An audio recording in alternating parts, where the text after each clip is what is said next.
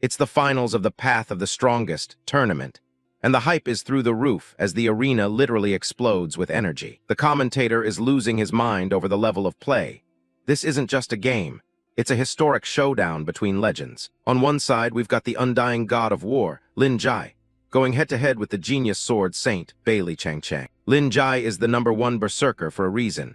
His mechanical skills are flawless, and he's playing like an absolute monster. Every strike he lands is aimed perfectly at his opponent's vitals, making him look like an Asura straight out of hell. Bailey Chang is getting pushed to the brink. His defense just got shattered, and things aren't looking good. Lin Jai has a massive lead now, and honestly, the Sword Saint looks completely powerless to fight back. The system warns that Bailey's HP is dangerously low.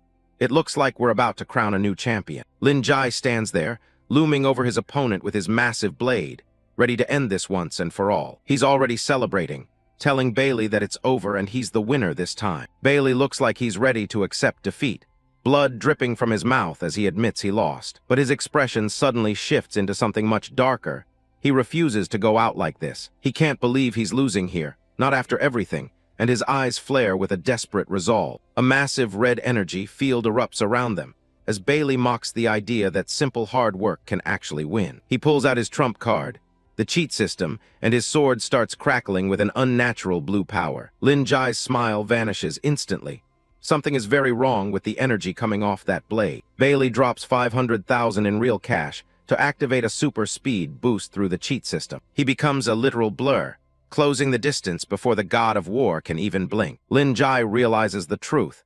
His friend is using a dirty cheat device to steal the championship. The speed is insane. Bailey is landing hits that shouldn't even be possible in this game's physics. Lin Jai is barely holding on as he gets tossed around by the sheer force of the boosted attacks. Bailey laughs, telling him that someone who believes in hard work will never change their destiny. He's moving so fast that his target can barely see his movements, let alone block them. Then he drops another 900,000 to activate a teleportation skill right behind him. With one final payment of over $1 million, he activates a one-hit kill and drives his sword straight through Lin Jai's chest. The system notification is cold. He's been killed, his account is permanently deleted, and everything he owns is transferred to Bailey. As his body starts to disintegrate into data, the champion can't believe he's losing in such a pathetic way. On his knees and fatting away, he asks the one thing on his mind. Why did you betray me? He screams for an answer, wanting to know why their promise meant so little compared to a cheap win. Bailey just looks down at him, his face cold as he offers a simple "I'm sorry." He tells Lin Jai to be his brother again in the next life, right before a massive beam of energy executes him. The finality of the system message hits hard.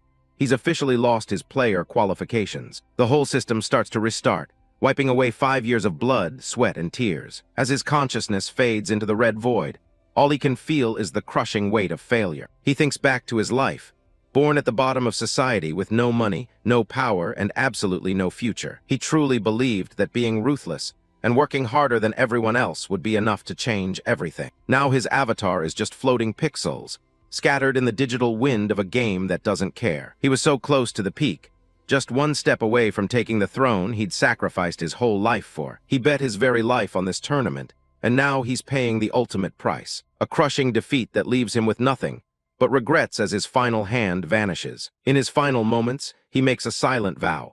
If he could just start over, he'd climb back up by any means necessary. The screen goes dark with the final system message. His journey in Epic is officially over. Lin Jai snaps awake with a scream, digital fragments still swirling in his mind like a leftover nightmare. He's gasping for air, his heart hammering against his ribs as he tries to figure out what just happened. He looks around in total shock. He's back in his old, messy room, and his sister is standing right there in the doorway. His sister, Lin Xiaohui, is staring at him like he's lost his mind, asking if he's trying to cosplay a corpse on the floor. Lin Jai can't believe his eyes. He's staring at her as if he's seeing a ghost. In his previous life, Xiaohui had been in a coma for 3 years after a horrific traffic accident. He remembers her hooked up to life support in the ICU, where every penny he earned went straight to her medical bills. But here she is, standing perfectly fine and looking at him with a confused expression. He rushes over and grabs her shoulders, frantically checking if she's really okay and not supposed to be in a hospital bed. She immediately kicks him off, calling her idiot brother a freak for staying up all night for a game launch. Ignoring the kick, He desperately asks her what the date is and what year they're in. She tells him it's June 22nd, the day Epic OL officially launches, and he realizes he's been sent 5 years into the past. It's not a dream. The god of war has actually been reborn at the very start of his journey. The memory of Bailey Changcheng's betrayal still burns, but now the tables have turned. He realizes that fate has finally tipped the scales in his favor, giving his life and his game a second chance. The pain of being backstabbed is still fresh, but he knows he has been given the ultimate opportunity to start over. This time he isn't just going to play, he's going to stand at the absolute peak of Epic. He pulls out a gaming helmet, bought with 3 years of part-time savings and a risky loan shark loan. Back then, this game sparked a worldwide craze that evolved along with its players. It was a magnificent, high-quality virtual world that people couldn't get enough of exploring. In that world, he was the undying god of war, who climbed to the top using nothing but his own skill and grit. The common players praised him as a legend of technical play, and his popularity was through the roof. He was ranked number 2, just 1 step away from being the absolute strongest player in the world. But his best friend, Bailey Changcheng, couldn't handle the pressure and eventually gave in to his greed. He became the enemy who betrayed him,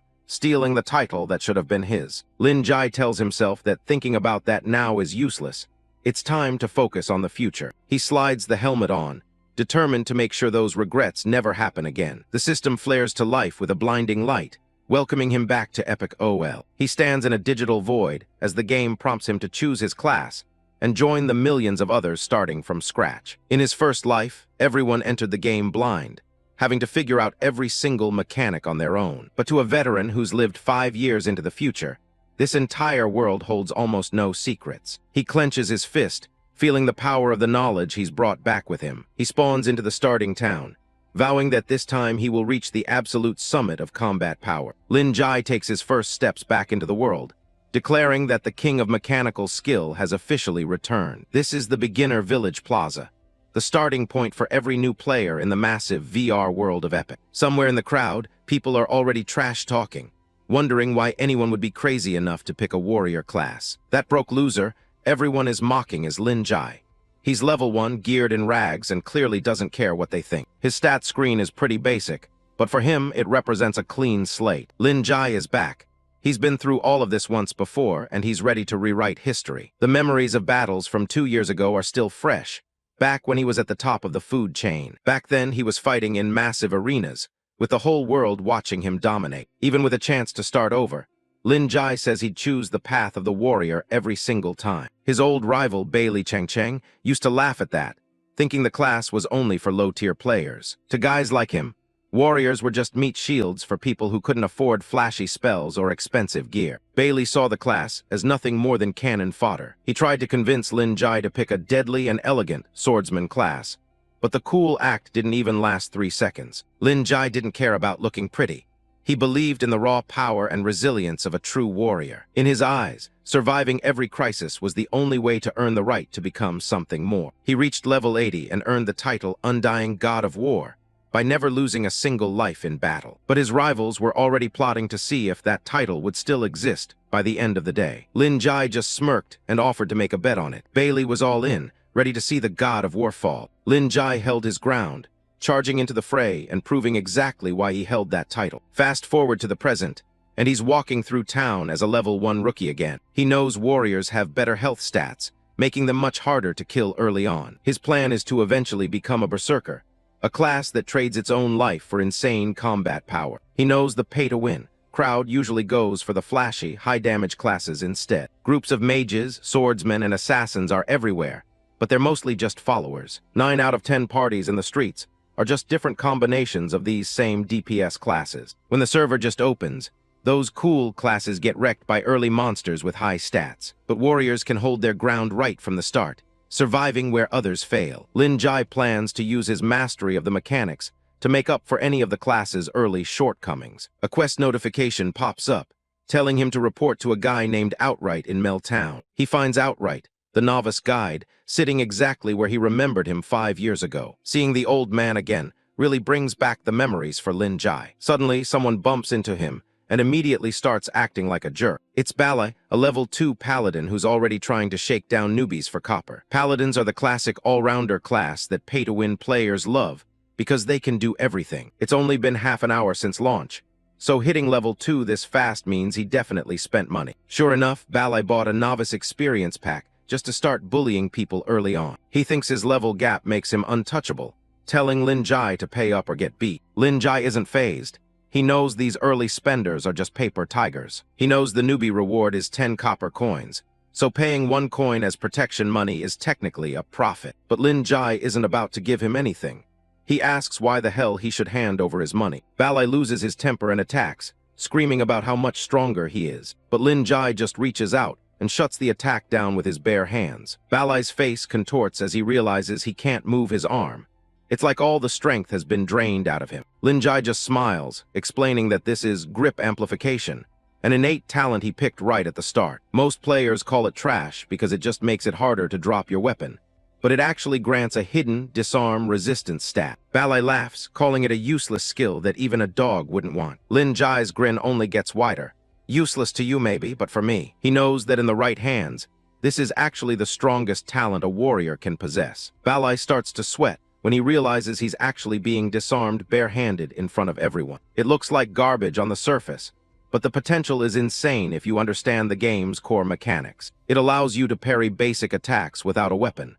Plus, if your strength is higher than your enemies, you can trigger a counterattack that disarms them instantly. Balai might be level 2, but since he didn't put any points into strength, his stats are actually lower than Lin Jai's. He's just another pay-to-win idiot who has no idea how to actually play the game. What he doesn't know is that this talent eventually evolves into one of the most broken skills in the warrior tree. It becomes Titan's Grip, a legendary skill that every professional warrior dreams of reaching. It allows you to wield a massive two-handed greatsword with just one hand, but it's only available if you choose grip amplification at character creation. Suddenly the town guards show up, and the surrounding crowd starts to scatter. Balai immediately plays the victim, pointing at Lin Jai and swearing to the guards that he was attacked in public. The level 5 guards surround Lin Jai, who just casually admits that he did it. Balai is thrilled, convinced that his VIP status will get Lin Jai executed on the spot. Lin Jai stays cool, telling the guards that it was clearly an act of self-defense. The guards hesitate, and Balai starts to panic. He shouts about how much money he spent on his account,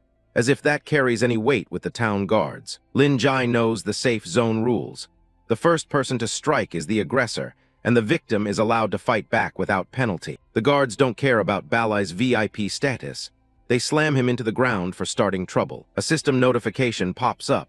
Since Balai was the aggressor, he's forced to pay Lin Jai a compensation fee of 1 copper coin. Lin Jai catches the coin, looking completely satisfied with how his plan worked out. Balai is fuming, but Lin Jai just mocks him by accepting the apology he never gave. He stares down the rest of the thugs, asking if any of them want to drop some more copper for him. They're too intimidated to step up, and Lin Jai tells them to either pay up or get out of his way. The thugs can only stand there and watch as Lin Jai walks right past them. He heads straight for the bench where the old man is sitting. His next task is to speak with Outright and claim his novice reward. Lin Jai sits down next to him and greets the old NPC like an old friend. Outright is confused. The game has only been live for a day, so there's no way this adventurer should know him. Lin Jai just smiles, mentioning that it's been at least 5 years since their last meeting. Outright laughs it off as a joke and offers the standard novice rewards: 10 copper, some potions, or an iron sword. Broke players would usually take the money, since it's worth a lot on the black market right now. But Lin Jai ignores the list and tells Outright he wants option 4. Outright is stunned. There are only 3 choices on the screen. He thinks the kid is hallucinating. Lin Jai leans in and recites a cryptic code. The bonfire before dawn will extinguish twice. Outright's eyes go wide with shock as he hears those words. Lin Jai continues the riddle, speaking about the dark moon sinking into eternal night. He looks the old man in the eye and asks if he still remembers that secret code. A flashback reveals that 5 years ago, Lin Jai had completed a hidden quest to save Outright's family from a monstrous threat. At the time, Outright was just a novice guide with no treasure or gold to offer in return for his life. So he gave Lin Jai a secret passphrase instead, telling him to use it if he ever found himself in need of help in the future. The old NPC had promised that even if the system changed his identity or erased his memories, the bond between them would remain. He vowed never to forget the man who had become his savior. Back in the present, Outright stares at Lin Jai in awe as the hidden quest conditions are finally fulfilled. He joyfully presents the rewards, including the elusive veteran player return reward, that has remained hidden for years. Lin Jai thinks back to his past life, where he was just one step away from being the strongest before a bunch of cheaters ruined it all. Unfairness is basically the rule of the world, but he's not about to play by those rules again. He refused to just accept his fate this time. He pulls out an initial talent stone, a rare item that's about to set him on a completely different path. The crowd can't believe their eyes. A custom gemstone that can't even be bought with real cash. To reach the top in this life, Lin Jai knows he has to be the absolute best right from the starting line. He locks in his choice, Oath of the Sword. It's the first step in his plan to rewrite history. The system explains that this path, created by a legendary sword saint, turns players into sword oathkeepers with insane skill. The catch is, they can never touch another weapon type for the rest of their lives. He gets asked if he's sure. Lin Jai doesn't hesitate, he's all in. As he heads into town, the whispers start immediately. Other players can't believe someone actually chose that class. The crowd mocks him for picking what's currently considered the worst class in the game. But they don't get it. The power isn't in the weapon, it's in the person using it. He silently thanks Adelaide for the gift. In his last life, it took him forever to unlock a second talent, but now he's got a massive head start on everyone else. He knows the pay-to-win advantages will fade soon enough once everyone hits level 5. With his skills, a basic iron sword is really all he needs to outplay everyone. Compared to axes or spears, swords might look weak on paper, but he knows better. Most people just haven't realized that the sword is the one weapon that actually rewards pure skill. His original plan was to choose grip amplification, but this talent stone changed everything. He ended up skipping his starter weapon, and is now heading out into the world completely empty-handed. Everything has changed this time around. One different choice at the start has already sent his story down a completely new path. He remembers the face of the man who took everything from him before. He wonders if his old rival, Bailey, will even recognize him this time. This time, he's going to be the one on top, and he's going to make sure the ending changes for good. Walking through the market, he hears a merchant shouting about cheap gear for new players. He decides to take a look at what's for sale. A guy in a purple hood is already there, kicking the merchant's stuff and calling it dog shit. Lin Jai's eyes land on a level 1 wooden stick with an attack power of exactly 1. It's classified as a club, but for some reason it's also got a sword tag attached to it. Something about it catches his eye. He stops to take a closer look. The poor merchant is terrified, begging for mercy since this is his only source of income. The bully mocks him, calling him a coward who doesn't even know how to fight. Lin Jai steps in, telling them that lifestyle players are just as important as anyone else. He points out that without crafters and alchemists, combat players wouldn't even be able to leave the gates. He asks the merchant how much for the stick, and the guy says it's just 1 copper coin. The bully is annoyed, asking who the hell he thinks he is. Lin Jai just introduces himself as a warrior. The goons lose it, laughing at the idea of a warrior using a stick. But Lin Jai just hands over the coin and closes the deal. Everything is lining up exactly how it was meant to be according to fate. The bully is pissed that his fun was interrupted, claiming he was actually doing a good deed. Lin Jai just stares him down, calling out the bullying for exactly what it is. The bully laughs in Lin Jai's face, mocking him for buying a piece of junk. He's convinced the newbie warrior just got totally played by the merchant. He calls the merchant a scammer and walks away with his goons, laughing at how gullible some people are. The group leaves, basically saying the merchant and his trash goods aren't even worth stepping on.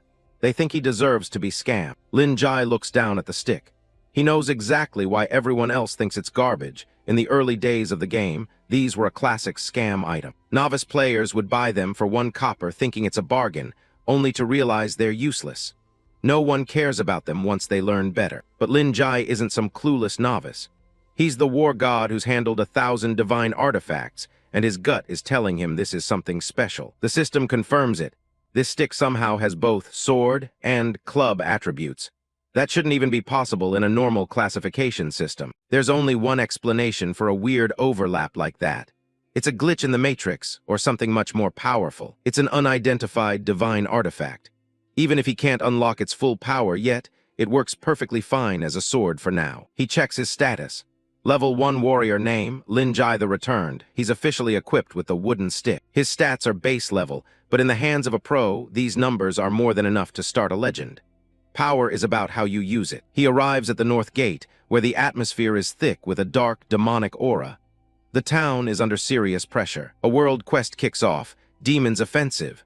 The players are tasked with defending Mel Town from a literal demon army. Mel Town is stuck right on the front line, which is why the monsters outside this gate are way more aggressive than anywhere else. In his past life, this town was completely wiped off the map by this very invasion just a year after the game launched.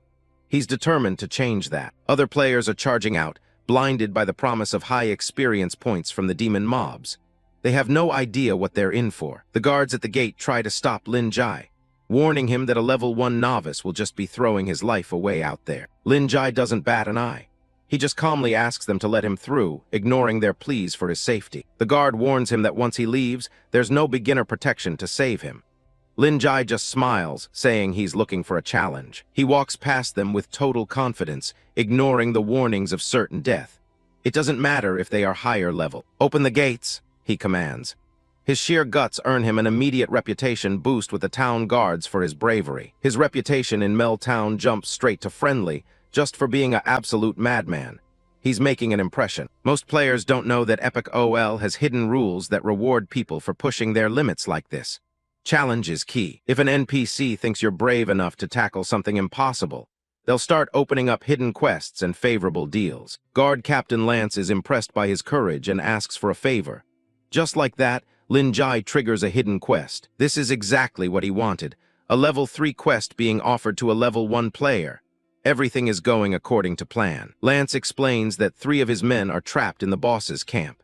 He's already given up on them and just wants their bodies back for a proper burial. Lin Jai knows that challenging high-level enemies is the best way to get rewards that can actually change the town's future. The stakes are high. He looks Lance in the eye and tells him he's not planning on just bringing back bodies. He's aiming for something better. To truly clear this dungeon, he needs to keep his level as low as possible while taking down the boss. It's a risky strategy. He's relying on his perfect knowledge of the boss's mechanics to pull off a level 1 solo kill on a god-tier creature. Confidence is key. Lance is completely stunned, wondering how this random kid even knows his name. He's never seen anyone like this. Lin Jai tells him to skip the funeral plans and start preparing for a victory celebration instead. He's going to save those men. Lance thinks he's crazy. To him, without a miracle, those men are already dead. He tells the novice to just play it safe and wait. Lin Jai doesn't stop walking. "I am that miracle," he says, leaving the captain speechless. He's got no equipment, but he's got skill. He's not leaving his life to luck. In this life, he's the one who controls fate with his own 2 hands. No more dying. He reaches a bleak graveyard at the entrance of the village. The place is littered with crosses. A river of blood is expected. He takes a sniff of the air, the smell of death and blood. It's exactly what he was looking for, no hesitation. The game's developers were notorious for making things punishingly difficult, but the rewards are always worth the risk. Tanks push forward. Nearby, a group of players is huddled around a campfire, desperately shouting for a tank or a support to join them. They're struggling. Forming a party is usually the smart move for your average player if they want to survive the night. He knows the optimal strategy, but then he hears a familiar, annoying voice. It's Rex, recognizing him and laughing at the idiot who got scammed. The past repeats itself. Rex mocks Lin Jai, asking why he's still clinging to that precious wooden stick. His group finds the whole situation hilarious. Lin Jai isn't even looking at them. "Boring," he mutters, completely unimpressed by their amateurish insults. Balai, the knight in the group, chimes in with a smirk, asking if the noob warrior is actually planning to farm monsters all by himself. The rest of the party laughs. They're convinced he's a total novice who's going to get crushed and come crawling back to beg for a party. Lin Jai ignores them, running the numbers in his head. Partying might be safer, but soloing is 5 times more profitable, and he's not looking for safety. Suddenly, with just a flick of the rookie warrior's hand, Balai was caught completely off guard, screaming in pure terror as if he had just come face to face with a monster. "What the hell is going on?" Balai asked, stumbling back, still in total shock at how his body had instinctively recoiled from such a pathetic threat. Lin Jai watches him with a cold, analytical eye. He realizes Balai has chosen the Retribution Flame talent, a high-risk build he's clearly not skilled enough to handle. The knight looks tough, but with that talent, his body is as fragile as glass. He tries to save face by claiming his foot just slipped. Lin Jai knows the cost of that talent. It reduces strength and turns the user into paper. It's a build for someone who never plans on getting hit. He dismisses Balai as a Ghostfire Knight, the kind of player who only ever hides behind their teammates and never leads the charge. To him, the man is a total coward. As the party moves forward, they're unaware that a demon is already tracking their every move from the darkness. The system alerts them that they've been spotted. Balai sees an opportunity to get rid of the noob and flashes a wicked, treacherous grin. He uses aggro focus to draw the demon's attention, then immediately bolts toward Lin Jai, planning to dump the monster on him. Lin Jai sees right through it. He realizes Balai is intentionally trying to get the monster to kill him. He has some brains, at least, he thinks. Instead of running, Lin Jai stands his ground. He needs a warm-up, and a level 2 demon is just the thing to get his blood pumping. The party watches from a distance, certain that he's frozen in fear. "He's definitely scared silly," Rex shouts with a mocking laugh. Lin Jai's gaze sharpens as the demon lunges. "I see it," he whispers, focusing entirely on the creature's attack patterns. He tracks the exact trajectory of the demon's sword swing, calculating the perfect moment to move. With a single, fluid motion, he executes a perfect dodge, letting the massive blade whistle past him by mere inches as the system confirms his skill. He knows the secret of his class. A true warrior only reaches their peak potential when they're standing on the edge of death. You can only become the undying god of war by constantly putting yourself in danger, he thinks, his aura shifting into something terrifying. He grips the glowing wooden stick, determined to reach the top in this life. He's not just playing a game, he's reclaiming his throne. He strikes back, catching the demon by surprise. "Pay attention, you idiot," he shouts as he lands a critical hit on the beast. The blow enrages the demon, increasing its attack power by 50%. It roars, becoming even more lethal and aggressive as it enters a frenzy. Balai watches in horror, convinced that Lin Jai is committing suicide. "Dashing forward now is just courting death, idiot," he screams. But for Lin Jai, this is exactly what he wants. The current intensity isn't enough, he thinks, lunging even closer to the beast's reach. He pushes into the demon's personal space, staying right in the line of fire. Closer, yes, just like this. He lands another massive blow, shattering the demon's defense with a critical hit that drains a huge chunk of its health pool. The monster screams in pain as its attack is interrupted. It's reeling, completely unable to keep up with Lin Jai's speed and precision. "Closer," Lin Jai repeats, his movements a blur of calculated violence as he presses the advantage. He strikes again and again, the wooden stick dealing far more damage than anyone thought possible. With one final, devastating arc of his weapon, he prepares to put the creature down for good. The system announces the kill. Lin Jai has soloed a Dreadfiend warrior at level 1. He knows this is the only true way to play the game. The party is speechless. He just killed it with a wooden stick, they stammer, their minds unable to process what they just saw. Balai stands up, his face pale with disbelief.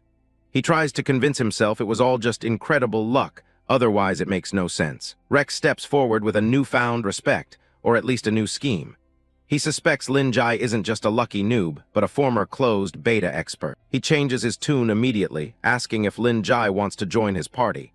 "I'm missing an expert on my end," he says with a fake, friendly smile. Lin Jai doesn't even hesitate or look back. "Not interested," he says flatly, continuing on his way. Rex isn't giving up. He tells Lin Jai that the boss ahead, Chanter Griffin, requires a 5-man party to even stand a chance. A system notification pops up for Lin Jai. "Rick Ford is inviting you to join the party." Rex waits, his eyes full of opportunistic greed. To sweeten the deal, he offers to split all the profits 50-50. He's desperate to have Lin Jai's skills on his side to clear the dungeon. Lin Jai remains unfazed by Rex's pressure, calmly stating that 5 players is merely a suggestion for the dungeon, not a requirement. Rex breaks into a nervous sweat, incredulous that Lin Jai would even consider soloing. He tries to lecture him on the limits of individual skill in team dungeons. He continues his pitch, listing the rare rewards and legacy equipment up for grabs. He claims his team is the best shot anyone has at the first kill. One of Rex's teammates pipes up, warning that Griffin's second phase summons elite monsters that would instantly wipe a team without a proper tank. Lin Jai flashes a knowing smirk. He sees right through their desperation. They didn't invite him for his skill, they just need someone to soak up damage. No, brother," Lin Jai says, halting their fake flattery with a cool, mocking tone. Rex puts on his best salesman smile, lying through his teeth about how they highly value Lin Jai's strength rather than just needing a human shield. Lin Jai closes his eyes, recognizing the transparent trap. He knows they just want cannon fodder to distract the boss while they reap the rewards. Rex watches him intently, his fake grin masking his impatience as he waits for a final answer. "So," he prompts. To their surprise, Lin Jai agrees. "I accept your invitation," he says, tapping the blue accept button floating in the air. The system confirms he has joined Rex's party. He knows the game mechanics well, boss rewards scale with the number of participants. Entering with a full 5-man party forces the boss into its maximum difficulty mode, which is the only way to guarantee the best exclusive loot. As he walks with the group toward the dungeon entrance, Lin Jai thinks about the stakes. Once the hidden quest is finished, the boss disappears forever. He knows that to reach the pinnacle in this second life, he needs every advantage. This reward is the foundation of his early game power. With a determined clench of his fist and a sharp, hungry glint in his eyes, he vows to seize this one-of-a-kind opportunity for himself. Lin Jai stood before the brilliant blue portal leading to Chanter Griffin's dungeon. With just one hand, he charged ahead and completely cleared out the mob of monsters. The players nearby began to grumble, complaining about why they were letting him clear all those mobs by himself. But that sneaky bastard Rex claimed they needed to save their strength for the real fight. They're obsessed with the math, grumbling about how low the drop rates are unless you're a pay-to-win whale. Lin Jai ignores them, his eyes fixed on a glowing monster weapon lying on the ground. Suddenly, a system notification pops up. His wooden stick is looking for a host. A guy nearby scoffs, telling him to forget it since players can't loot monster weapons. He goes on a whole rant about how lootable monster gear would absolutely wreck the game's economy on day one. But Lin Jai snatched the monster's sword off the ground, catching the other guy completely off guard. Staring at his wooden stick, he asked if it was ready to fuse with the enemy's gear. The branch of the world tree starts glowing, beginning the fusion process right there. Just like that, he's got himself a demon's chipped sword with a massive strength boost. He remembers seeing this artifact at an auction 3 years ago in his past life. This isn't just any stick. It's a divine hilt that can wrap around any object and transform it into a sword. Back then, this thing sold for a staggering 100 million. While everyone else is stuck with trash-tier starter gear, the monsters are actually carrying the good stuff. By using the branch to mimic their weapons, he can upgrade his gear for free whenever he wants. He checks his status, now officially recognized as the Returned at level 1. His strength and endurance are decent, but he knows he's just getting started. With the high-tier sword in hand, Lin Jai and the group headed toward the town, charging straight toward the roaring sounds of battle. He arrives at a scene where the level 5 boss, Chanter Griffin, is absolutely wrecking the local guards. Rex stops him, telling him they can't intervene until the cutscene ends. The plan is to wait for the boss to hit its recovery phase before jumping in to finish it off. But Lin Jai isn't here to watch a movie.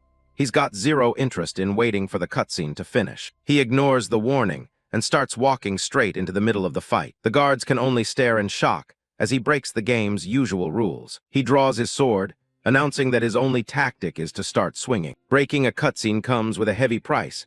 The boss's aggression level spikes to the maximum. One of Rex's lackeys thinks Lin Jai is a total moron for pulling the boss early. Rex tells his group to stay back and just watch the rookie get himself killed. The boss immediately switches targets, charging at Lin Jai with everything it's got. This might look like a suicide mission, but Lin Jai has a very specific reason for doing this. He's here to act as the butterfly effect that changes the entire direction of the quest. The two clash in a massive burst of energy, shaking the ground. Rex and his buddies are just waiting for the boss to finish him off, so they can swoop in for the first kill. They're already worrying about having to split the rewards with an outsider. Rex smirks, deciding he's not going to let a nobody take a cut of their experience. A system message flashes.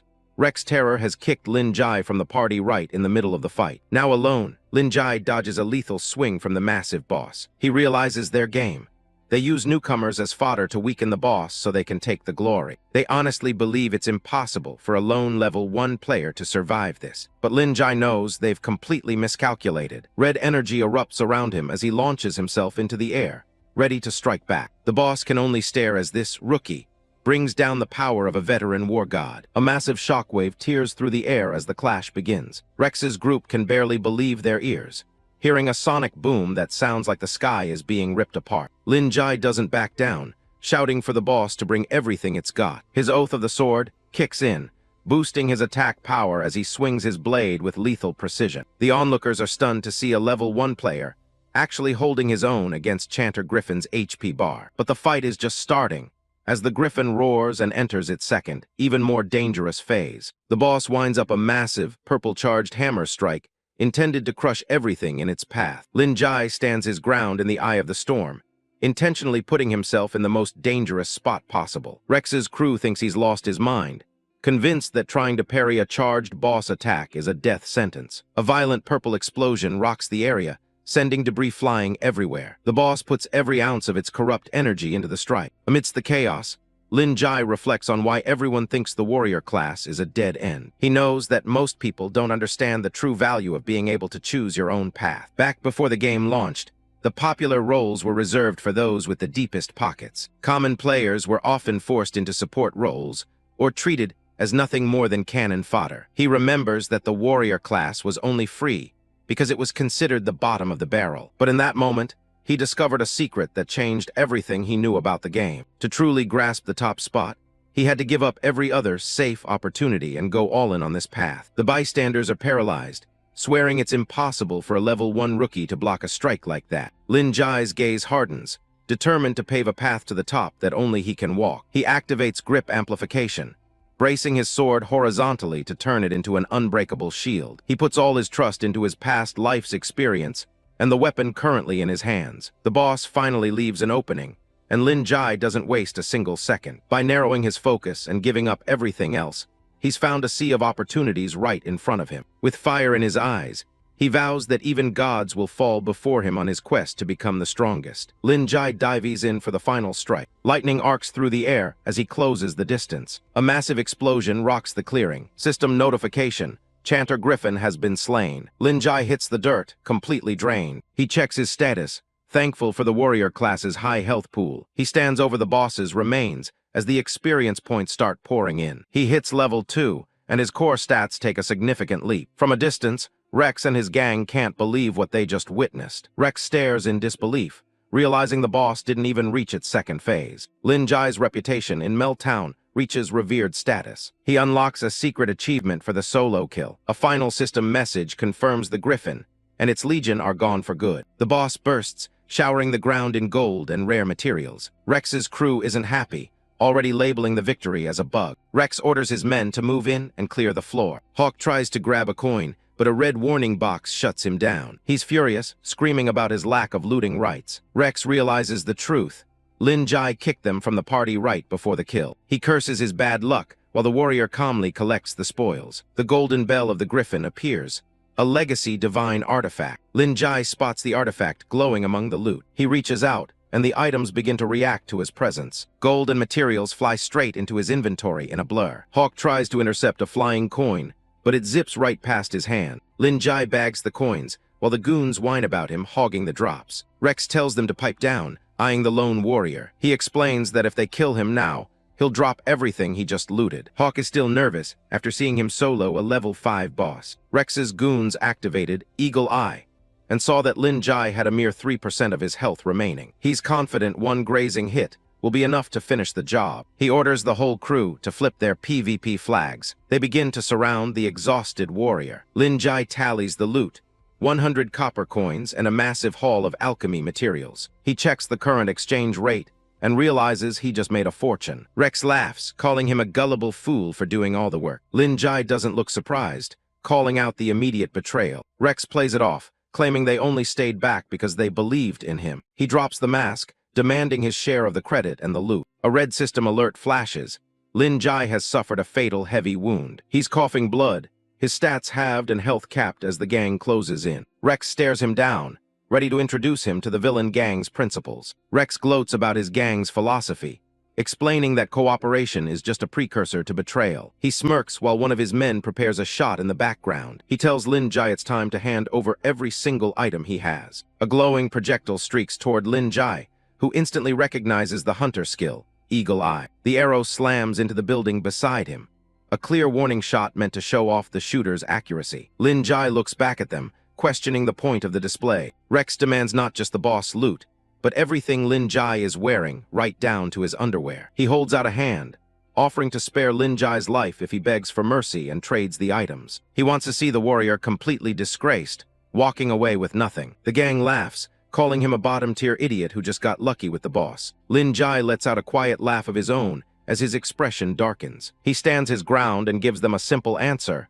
He refuses. Rex dismisses him as nothing more than a stepping stone on his own path to power. His goons watch as their leader prepares to deal with the stubborn warrior. Lin Jai dares Rex to come and kill him if he has the guts, which is exactly what the villain was hoping for. Rex accepts the challenge, his group standing ready to move in. He gives the order to kill, while his companion activates a lethal skill with a glowing dagger. Lin Jai pulls out the golden bell, and it immediately erupts with a blinding surge of energy. A beam of pink light strikes his position, but a golden barrier holds firm. An explosion rips through the area, but the shield doesn't waver. The gang stares in shock, realizing they're looking at the legacy divine artifact dropped by the Griffin. The tank goon breaks out in a sweat, wondering what kind of power they're up against. Surrounded by golden lightning, Lin Jai explains the bell only buys him 1 second of safety. The tank goon scoffs, thinking a single second won't save him from the inevitable. Lin Jai stares him down, nodding that 1 second is all he needs to finish a skill upgrade. Having reached level 2,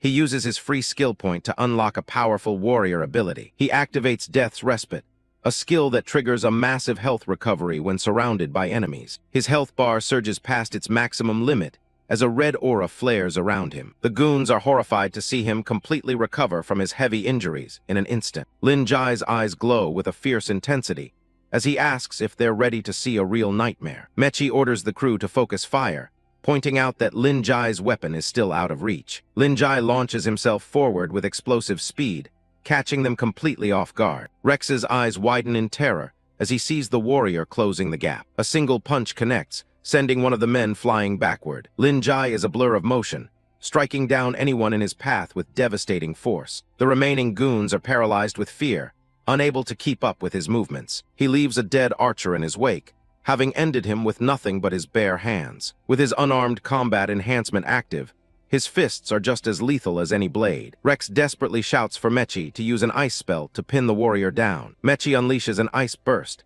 encasing Lin Jai's feet in jagged shards of frozen mana. Thinking he's won, the tank goon brings down a massive sword toward the trapped warrior. Lin Jai easily shattered the ice with pure strength, then dodged the tanker's attack, remaining completely unscathed by the strike. Lin Jai winds up a devastating punch, his arm crackling with golden electricity. The ground shatters as he unleashes his fury, sending one of the gang members screaming into the distance. Mechi gapes in disbelief, unable to comprehend how his ice magic failed to restrain the warrior. Lin Jai explains with cold confidence that overwhelming strength is all one needs to shatter such pathetic bindings. Mechi trembles as he senses a terrifying battle aura radiating from the man he thought was already defeated. Panic sets in as he orders his archer to check Lin Jai's stats, desperate to understand what he's facing. Before Mechi can react, Lin Jai lunges forward and seizes his arm, silencing his frantic commands. He reminds the mage that their archer is already long gone, sent to the respawn point with a single strike. Mechi looks back in horror at the empty spot where his teammate once stood,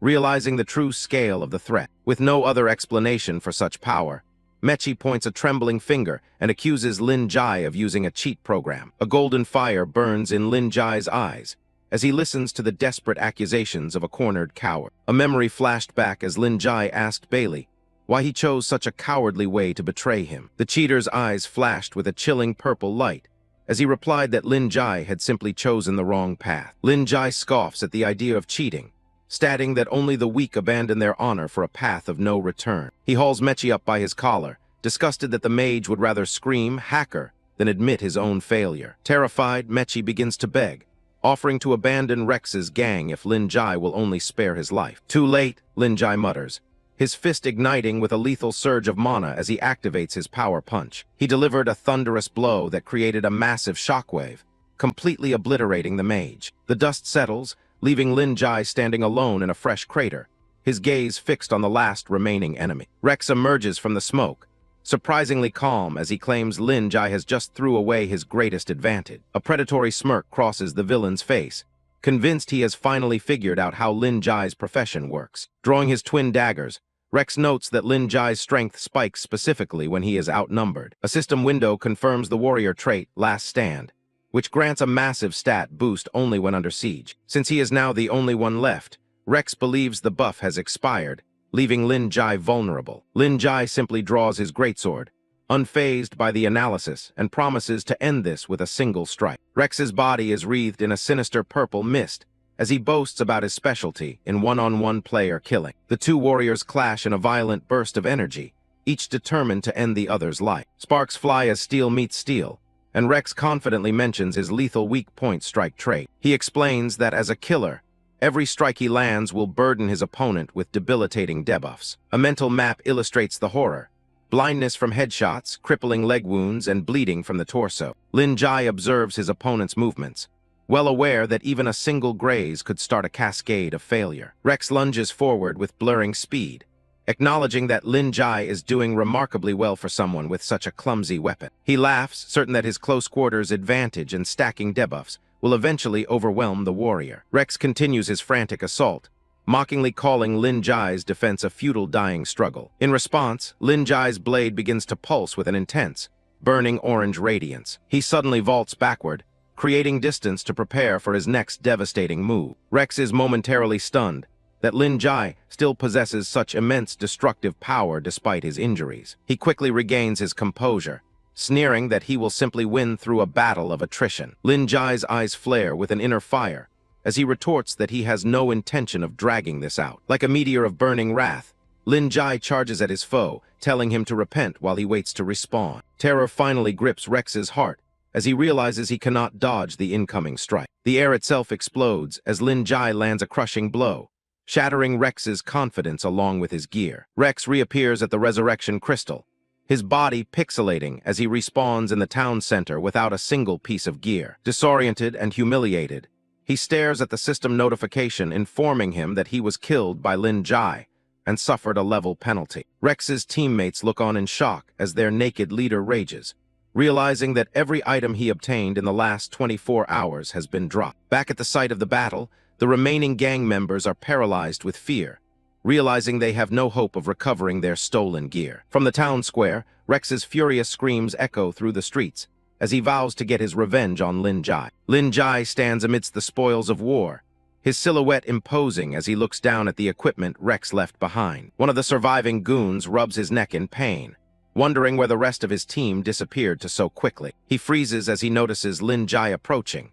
the warrior's calm demeanor more terrifying than any open threat. The goon raises his sword with trembling hands, desperately warning Lin Jai to stay back or face the consequences. Lin Jai ignores the pathetic display, tossing a bundle of gear toward the man and telling him to return Rex's clothes to him. He stops to deliver a final, chilling message for the goon to pass on to his disgraced leader. Wreathed in a dark, ominous aura, Lin Jai promises to hunt them down until their levels are reset to 0 if they ever cross him again. The terrified lackey can only stammer out his compliance, his will completely broken by the warrior's intense presence. He watches Lin Jai walk away, his breath hitching as the sheer pressure of the encounter finally begins to subside. Left alone in the wake of the destruction, the goon struggles to process the nightmare he just survived. He collapses to his knees, retching from the phantom pain of a battle that was over before it truly began. From a distance, he stares at Lin Jai, receding back, wondering what kind of monster they accidentally unleashed. To the surviving witness, Lin Jai's power feels like an oppressive force of nature that can no longer be measured by simple stats. In his eyes, Lin Jai is no longer just a player, but a god of war who has clawed his way back from the depths of hell. A series of system notifications flood Lin Jai's vision, rewarding him with a massive reputation boost for resisting the malicious PK. The warrior has achieved legendary status in Meltown, earning the respect of NPCs and unlocking exclusive storyline privileges. Despite the betrayal of his former teammates, Lin Jai finds satisfaction in the gains he's made, deciding it's time to head back to town and rest. As Lin Jai walks back into Meltown, the guards aren't just standing there, they're lining up to give him a hero's welcome. He's completely caught off guard. This isn't the usual greeting for a level 2 player. Every soldier drops to one knee as a system message pops up. He's just secured the legendary title, Blade of Dawn. The other players watching are losing their minds. Seeing NPCs bow to a player is basically unheard of. They're trying to figure out if he's some high-tier VIP or if he just spent a fortune, but none of it makes sense for a trash warrior. Lin Jai recognizes the name. He remembers hearing about this specific title back in a dungeon from his previous life. The legend goes back 3 years, to a time when the world was trapped in a never-ending night. Civilization was on the brink of being wiped out by monsters. Then a lone human warrior stepped up with a simple sword that could somehow tear through the darkness. He led an alliance into one final battle just before daybreak. With his blade held high, he finally brought the sun back to the world. That's where the Blade of Dawn title comes from. It's a mark of ultimate bravery. It's one of the 8 legendary legacy, titles the devs hyped up before the game launched. Nobody actually managed to get one in his old life, but here he is, holding it in a beginner village. Lin Jai just smiles to himself. This is a massive haul he didn't even expect. The guards are still fawning over him, saying his actions moved the entire town to tears. They tell him Mayor Oliver Green is so impressed, he wants to throw a massive banquet in his honor. A side quest pops up immediately, directing him to the council hall. The guards offer to escort him, but Lin Jai shuts that down real quick. He knows being too flashy is just an invitation for people to start trouble. Low profile is the way to go. Meanwhile, Rex is lurking in an alley, gripping his dagger and fuming. He's just waiting for Lin Jai to step into the wrong corner so he can get his revenge. His buddy Mechi is getting nervous, though. Everyone in town loves Lin Jai now, and they still have to live there. Rex doesn't care. To him, being infamous is just as good as being famous. He thinks if they kill him, other villain players will see them as legends. Rex is convinced he's the big shot here in Meltown. That is, until a guard shows up. The guard shuts them down instantly, reminding them that drawing weapons in town is strictly banned right now. Rex tries to play it off like they're just discussing business. The guard isn't buying it. He knows they have a record and tells them to keep it clean if they want to stay. Rex is left seething in the dark, still swearing he'll get his chance. Lin Jai ignores the drama and heads straight for the mayor's office. He pushes the door open to find a very enthusiastic Oliver Green waiting for him. The mayor is practically beaming, calling him Lord Blade of Dawn the second he sees him. He grabs Lin Jai's hands, thanking him for finally getting rid of that nightmare griffin. The mayor is laying it on thick, calling it an achievement that'll go down in history. Lin Jai is actually a bit surprised by how friendly the guy is being. In his last life, the mayor was always stressed out and cold. Dealing with the demons had him exhausted, but now the man looks totally refreshed. Lin Jai just plays it humble, saying he was just doing his part. The mayor isn't done yet, though. He's got big plans to commemorate this victory.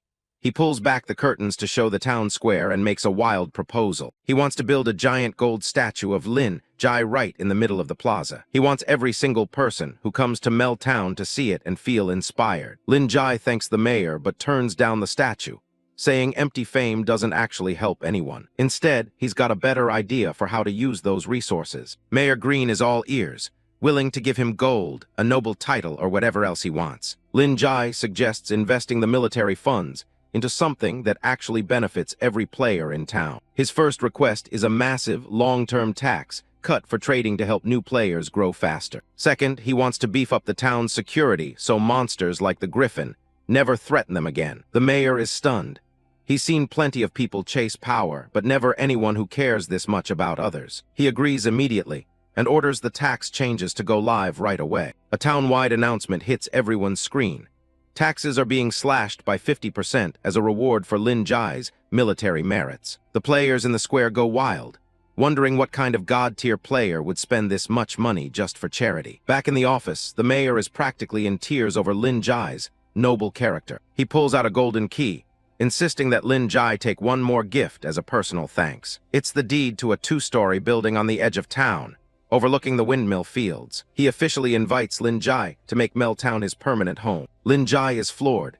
He just became the first player in the entire game to actually own land. In a game run by a super advanced AI, owning land is basically an impossible dream. It's not like other games where a rich kid can just buy out a whole commercial street. In Epic OL, almost every inch of land is already claimed by the system, cities, or native tribes. Native tribes guard their territory fiercely, and the most valuable spots are usually crawling with high-level monsters. Most players only ever get to rent a small stall or a workshop if they're lucky. Even giant guilds sink millions into trying to secure a tiny bit of territory, and even then, they could lose it all in a single failed defense mission. Having his own private base, this early gives him a massive leg up on everyone else. It's the perfect spot for storing supplies or researching high-level skills. Lin Jai accepts the gift, telling the mayor he really likes the place. The mayor is just happy to have him staying in town, calling it an inspiration. A series of system rewards follow. He can now teleport, repair gear instantly, and even use the auction house remotely from within town. And because of his noble character, he gets a permanent 15% discount on everything he buys. Not a bad way to start his new life. Meltown is looking peaceful, and Blade of Dawn is feeling pretty good about himself. With the mayor's discount in mind, he decides it's time to head to the market and restock. But out of nowhere, a figure in a red cloak brushes past, successfully pickpocketing him. A system notification pops up. He just lost 100 copper coins in the blink of an eye. The thief, a girl in a purple hood, smirks as she weighs the coin bag in her hand. He doesn't hesitate for a second and lunges forward to get his money back. She slips away like a shadow, leading him deeper into the city's backstreets. He's clearly annoyed, thinking the town's security is a total joke if this happens in broad daylight. The chase is on as he tails her through the crowded market district. She leads him straight into a dark, quiet alleyway far from any guards. He catches up and warns her that she's run herself right into a dead end. She turns around with a playful grin, revealing herself as Zia Lion, the manager of Dark Street. Suddenly, a group of level 3 thugs steps out from the shadows to surround him. He recognizes the situation immediately. This is the town's dangerous hidden side. Zia Lion is surprised by how much he knows, questioning if he's a veteran from the closed beta. He's seen these tricks plenty of times in his past life and isn't impressed. She gets straight to the point. Someone paid a high price for his life. He narrows down the suspects to 2 people, Paladin Balai or that coward Rex. He looks her in the eye and asks which one was desperate enough to hire a hit. She just gives him a cryptic smile, saying he should already know the answer. He laughs it off, knowing Rex is too much of a loser to face him directly anymore. She claims she's just an NPC doing a job and doesn't care about the drama between players. With a cold look, she gives her men the order to finish him off. The thugs charge in, blades drawn for what they think will be an easy kill. He stands his ground as they lunge at him from both sides at once. A massive shockwave erupts as their weapons clash against his defense. In an instant, the thugs' weapons are shattered into pieces by his weapon destruction skill. Zia Lion claps her hands, admitting she's impressed by how tough he actually is. He doesn't drop his guard, asking if she wants to try her luck next. She realizes this is a losing battle. The medical bills for her men would cost more than the bounty. She tells her crew to fall back, knowing they're totally outclassed by him. She sighs, already stressing over the profit loss from this entire mess. She decides she'll just tell Rex the target was too tough and walk away. She bids him goodbye, even inviting him to visit the Dark Street for a drink sometime. But he's not letting her leave just yet, and calls out to stop her. She's confused, wondering why he isn't just happy to walk away with his life. He demands she return the bag of copper coins she stole from him earlier. She's actually offended, shocked that he would dare to bargain with her. In her mind, that money is just the fee he pays for her being merciful today. His eyes flare with a fierce light as he prepares to settle the debt by force. He tells her if she wants the money he earned, she'll have to take it with her own skills. Zia Lion draws her massive blade, more than happy to accept the challenge. The 2 of them square off in the narrow alley, neither one willing to back down first. They clash in a burst of sparks, the sound of metal on metal echoing through the street. Zia Lion is a blur of purple energy, her sword moving way faster than any ordinary NPC. She's actually impressed he can handle her weapon destruction skill without breaking. But Blade of Dawn is confused. In his past life, she was just a nobody at the black market. She jokes about lending him money for a new blade, clearly enjoying the chaos of the fight. He wonders why her personality is so theatrical and different from what he remembers. Even without a weapon, he's confident he has what it takes to take her down. He clenches his fist, determined to get back every single copper coin she stole. She finds his confidence hilarious and a little bit old-fashioned for her taste. She's in a great mood, so she doesn't mind a few more rounds of trading blows with him. With a wicked grin, she orders her men to show him a real Dark Street welcome. The thugs start cheering for her from the sidelines, convinced their boss is totally invincible. On her command, they all prepare to dive headfirst into the chaotic fray. The alleyway turns into a crowded battlefield as everyone jumps in at once. Zia Lion lunges forward again, her body wreathed in dark purple light. She's behind him in an instant, whispering that he's just way too slow to keep up. He doesn't panic, narrowing his eyes as he focuses all his senses on her next move. She doesn't let up, throwing another heavy strike his way to see how he reacts. The impact is massive, and he has to dig his heels in just to hold his ground. He blocks the follow-up strike perfectly, much to her surprise and annoyance. He's forced to admit that for an NPC, her strength is far beyond anything he expected. Not wanting to just stay on the defensive, he launches his own powerful counterattack. Their energy-clashed strikes collide midair, releasing a burst of blinding white light. He narrowly dodged her high kick and received a compliment for his sharp reflexes from his opponent. They trade punches in a high-speed exchange that starts cracking the pavement beneath them. Suddenly, lightning crackled around his arm, catching her completely off guard now that her hand was locked in his grip. But before the punch could land, with her master-level skill, she managed to break free from his control. The final lightning-infused blow was unleashed, narrowly missing its mark as she managed to break free and dodge the strike by a hair's breadth. When the smoke clears, He's standing in the rubble with electricity still dancing around him. She smiles and admits that without her blade, she really can't take him down today. He points out that continuing this fight is just a waste of her time and resources. She stares at him intently, realizing she's dealing with someone truly special. Then she bursts out laughing, finding his logic and strength absolutely fascinating. She calls it quits and tosses his coin pouch back into his waiting hands. To her, finishing her business is way more important than a petty street fight over coins. She gathers her men and leaves with a playful farewell, telling him they'll meet again. He stands alone in the alley, watching the strange woman and her crew disappear. He catches the pouch and immediately realizes it's actually heavier than it was before. When he opens it, he finds a mysterious, glowing blue artifact hidden inside. He can't believe his eyes. It's the legendary Eye of True Sight he's been looking for. A message appears from Pei Xuan of the Dark Boat, wishing for a future cooperation. Blade of Dawn stares at the bizarre gift, wondering why Pei Xuan would offer cooperation with something so creepy. The moment his finger brushes the artifact, a sudden surge of blue energy pulses through it. A blinding light erupts from the eye,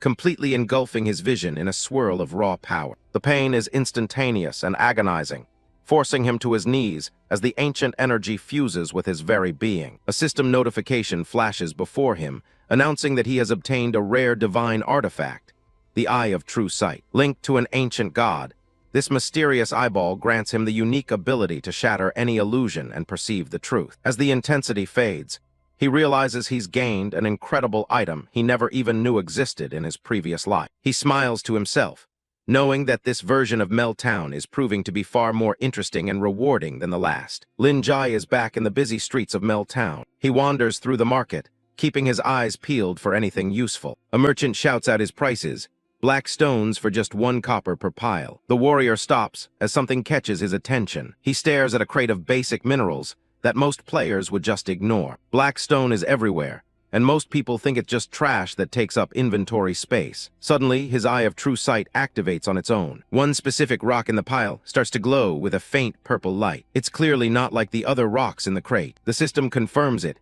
He's just found a rare starlight stone. Lin Jai can't believe he found a treasure just by taking a stroll. He flips a coin to the merchant to secure the deal before anyone else notices. He asks if the stones are for sale, and the merchant is more than happy to take his money. The guy laughs to himself, thinking he's just found the biggest sucker in town. Lin Jai walks away with the stone, letting the man enjoy his little victory. Once he's out of sight, he peels back the rough outer layer. Underneath is a flawless starlight stone that no ordinary appraisal could ever find. To an NPC, this single gem would be worth at least 100 copper coins. But he has a better plan. He's going to grind it down for alchemy. In Epic OL, players have total freedom when choosing their lifestyle professions. Most people pick up a craft or two just to help their combat class, but alchemists are in a league of their own. It's an expensive and dangerous trade, where one mistake can cause a massive explosion. In this profession, a failure usually means instant death for the user. He pulls up the current market prices to see what people are paying for potions. A medium health potion goes for 10 copper,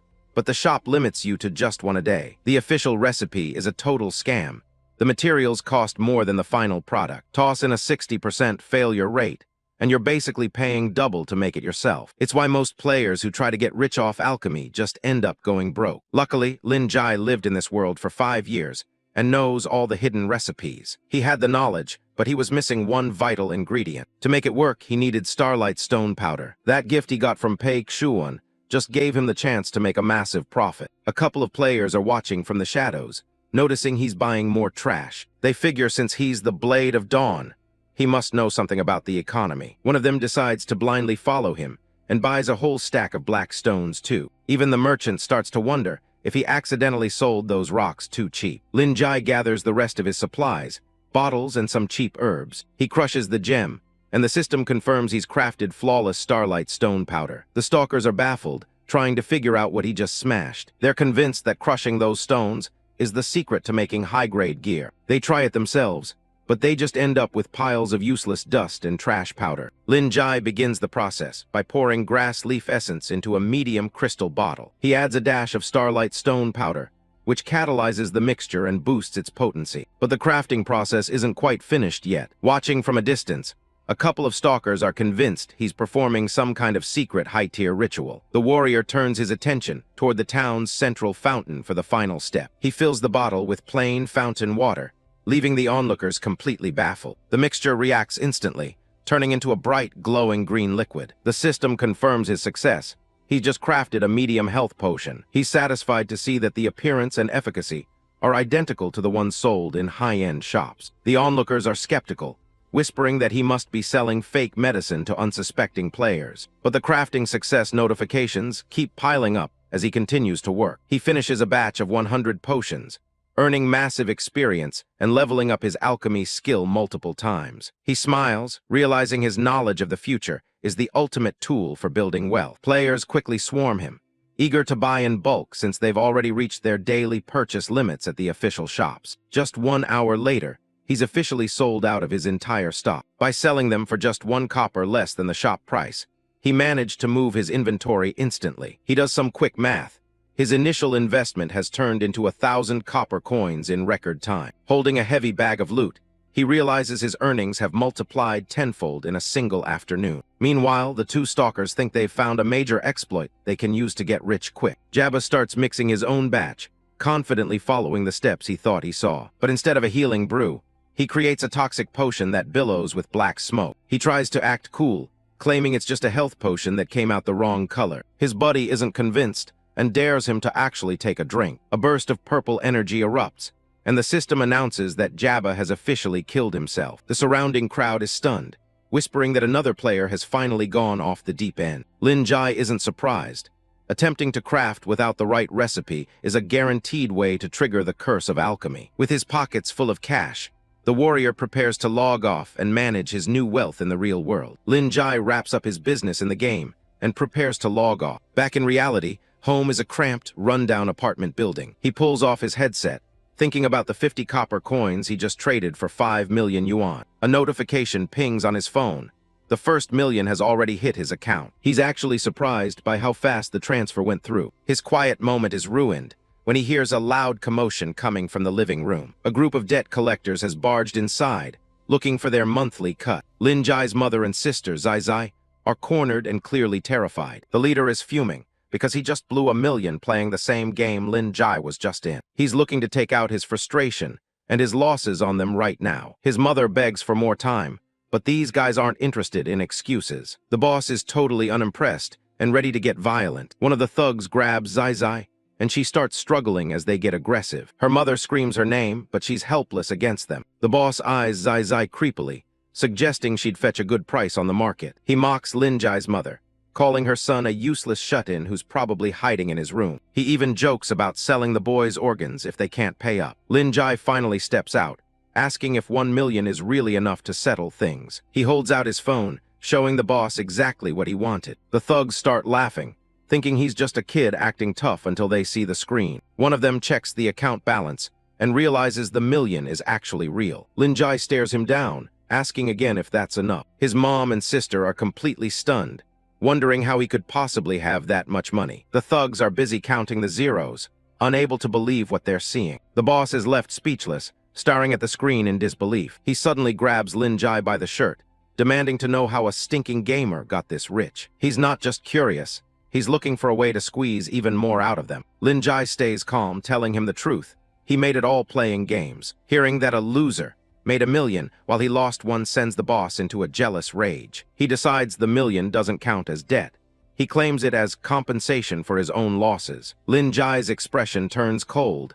He's not about to be extorted. The boss reaches for his knife, but Lin Jai's hand moves in a blur. The guy doesn't even see it coming. He's shocked by how fast the movement was. Lin Jai lets him know that his skills in the virtual world work just fine in reality. He slams the boss down onto the table, pinning his arm with a painful thud. The other thugs are frozen in shock as their leader screams in agony. Lin Jai warns them not to move an inch if they want to stay in one piece. The boss's attitude changes instantly, begging brother to go easy on him. Lin Jai looks like a different person, his gaze filled with pure intensity. The boss feels a terrifying aura coming off him. It's like staring at a demon. Lin Jai asks one more time if he still plans on trying to extort him. Terrified, the boss claims it was all a misunderstanding and begs to be let go. His lackeys immediately fall in line, terrified of the display of power they just witnessed. Lin Jai makes it very clear that their presence is no longer welcome. The thugs scramble to leave, not wanting to push their luck any further. Zai Zai watches them run, her shock slowly turning into confusion about her brother. She's still fuming, calling out how rude they were and threatening them with another beating if they ever come back. From the balcony, the thugs shout their apologies, swearing they wouldn't dare return. As the dust settles, his sister realizes there are some big questions that need answering. Lin Jai plays it off, but his sister isn't letting him off the hook that easily. She demands an explanation for where their hidden millionaire has been all this time. Lin Jai starts to sweat, realizing he needs a believable story to keep his family from worrying. She stands her ground, arms crossed, waiting for him to start talking. He looks at her and thinks about how grateful he is that in this life, she's still alive and healthy. In his previous life, the loss of his father and his sister's illness left the family drowning in debt. The entire burden of their survival had fallen onto his shoulders. Back then, finding a decent job was nearly impossible for someone from his background. He spent his days walking the streets, barely seeing any hope for the future. Everything changed when he saw the massive advertising push for a new world. They promised a realm of endless wealth for any player willing to explore it. His initial motivation was simple and honest. He just needed to make money. Starting out as a level 3 warrior, he looked like any other rookie trying to find his way. A gold farming group leader approached him, looking for anyone who wasn't afraid of dying. The pay was pitiful, only 2 copper coins for a full run. Even so, Lin Jai agreed to the deal without a second thought. Every battle in those early days was a literal brush with death. The group leader was impressed, nodding that he was surprisingly tough to kill. Lin Jai managed to survive the end of every raid, leaving others to wonder if he was cheating. Covered in digital blood and exhaustion, he just kept moving forward. Recognizing his hard work, the leader even tossed him an extra copper coin as a reward. He was asked to keep helping them out in the future, and he agreed. Relying on his experience with life-or-death situations, he kept pushing his limits. His combat skills sharpened until he was a force to be reckoned with on the battlefield. He reached a point where he could survive alone, even if his entire party was wiped out. As his mastery grew, so did his ambition. He wanted to prove that a technical player could be the strongest. He was determined to reach the top and stay there. The goal was simple: get strong enough to protect those who mattered most. Eventually, he met Bailey Cheng, a man who fought by his side with the same drive. They made a pact to become the strongest in their respective roles. They even promised a final showdown once they both reached the peak. Lin Jai's reputation grew until he was known as the undying god of war, invited only for the hardest battles. His income soared, and his family's financial nightmare finally seemed to be ending. That was until an agent from the Pinnacle Battle approached him with a demand. He was told he had to lose the match on purpose, an order that went against everything he believed in. Lin Jai reflects on his past life, where he possessed the strength to compete for the title of the strongest player in Epic. He was determined to win the final match, as the 100 million prize money was the only way to save his sister. His frustration boils over as he remembers being told he was required to lose the championship on purpose. The tournament representative callously explains that the Pinnacle Showdown is nothing more than a game controlled by capital. He makes it clear that a commoner like Lin Jai cannot be allowed to overshadow their hand-picked star, Bailey Cheng. Lin Jai is convinced that Bailey, his friend and rival, would never agree to such a dishonorable arrangement. He was determined to give his all in that final battle, honoring the pact they made to both become the strongest. For him, the game was the only way to defy his fate and rise above his humble beginnings as a commoner. The representative warns him that the powers that be will find a way to make him concede, whether he likes it or not. He suggests that Lin Jai should retire now while he is still ahead, rather than being forced to fall. In their eyes, someone like Bailey could always recover from a loss, but a single failure for Lin Jai meant total ruin. His world began to crumble when he received a desperate call from his mother about his sister. She tells him that his sister's condition has suddenly worsened due to a mysterious hospital equipment failure. The phone slips from his hand as he hears that men in black were seen at the hospital, threatening his family. He realized with horror that his refusal to lose the match had put his sister's life in immediate danger. Back in the present, his sister looks at him with genuine worry, asking why he's suddenly crying. Lin Jai quickly masks his pain with a smile, telling her that he's simply crying tears of joy. She remains unconvinced, finding it hard to believe that he could really earn $1 million just by playing a game. He promises her that their days of struggling are over, claiming he sold a rare item for a fortune. She immediately gets excited and tries to take his VR helmet, only to be reminded that minors aren't allowed to play. Everyone has their own reasons for playing the game, some for glory, some for dreams. A lot of people are just looking for a way to escape their reality. But for Lin Jai, the goal is simple: He's going to be the absolute strongest. He stands over a field of corpses. People at the bottom of society are the toughest because they have to be. They're used to trading their lives for coin just to survive. Survival is the only miracle he believes in, and that's why he became a player. Back in the real world, he knows he needs to upgrade his gear if he wants to stay at the top. He walks into an official gaming store called Dimensional Edge. He looks up at a massive screen. The Supreme Thunder setup is going for a cool $1,000,000. In his past life, it took forever to save up for even mid-tier equipment. But this time, he's going for the best equipment right from the start. A clerk looks up and recognizes him, asking if his cheap budget gear is acting up. Lin Jai gets straight to the point. He tells the guy he wants the Supreme Thunder. The clerk's jaw drops. He tells Lin Jai that gear is strictly for top-tier professional players. He scoffs, telling him he couldn't afford a single part of it, even with 10 years of manual labor. Before Lin Jai could even push back against the shopkeeper's long-winded lecture, a figure stepped up to the counter and slammed a payment card onto the table. He wanted to pay for everything in full, all at once. The shopkeeper, seeing this, immediately turned away to suck up to the wealthy new customer, who was none other than Rex. Lin Jai recognizes that annoying voice in a heartbeat. Rex is busy complaining to his thugs about some guy named Lin Jai who humiliated him. He swears he only lost because his equipment was garbage, and says he'd crush him in a fair fight. He turns around and freezes when he sees Lin Jai standing right there. Rex is shocked. This guy is literally following him everywhere. Lin Jai just gives him a bored look. He asks if Rex is looking for another lesson. Rex smirks. He thinks things will be different now that they're face-to-face. He starts acting like a big shot, claiming he's the one who calls the shots in the real world. One of his thugs reminds him that he said the exact same thing back in the game right before getting wrecked. Rex snaps back that you can't cheat in reality, and now they've got him outnumbered. The clerk panics and begs them not to fight inside his shop. He tells Lin Jai to just apologize and kneel before he gets into a mess he can't pay for. Lin Jai sighs. He was actually planning on letting them off easy this time. Rex pulls a knife and spits on the floor.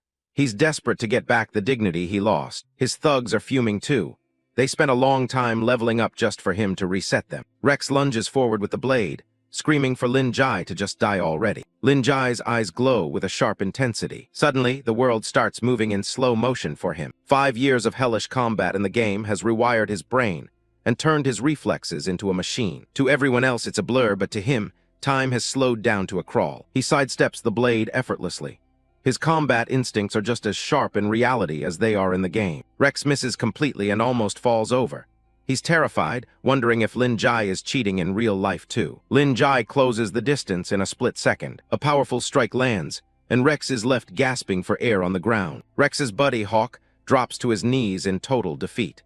Lin Jai just stands over them, reminding them that there are no cheats in reality. Lin Jai tells the two thugs they can come at him together if they want to save some time. Realizing they're outmatched, they shout that they're leaving and will be waiting for their boss at the usual spot. With the trash taken care of, Lin Jai hands over his card and tells the clerk he's paying for the Supreme Thunder in full. The clerk is still in shock, unable to believe a manual laborer could actually have this much money. Lin Jai walks out with his new gear, while the clerk awkwardly tells him to come back anytime. As he makes his exit, a mysterious figure watches him from the shadows with a stunned expression. The man from earlier, Hawk, suddenly appears in front of Lin Jai. Lin Jai asks why he didn't just attack him with his brothers back inside the shop. Hawk struggles to find the words, his confidence completely shattered after witnessing Lin Jai's strength. He stammers, clearly having a moment of realization about his own weakness. He grits his teeth and shouts that he wants to become stronger. Lin Jai just looks at him, curious about what this guy is up to. Hawk introduces himself as a retribution knight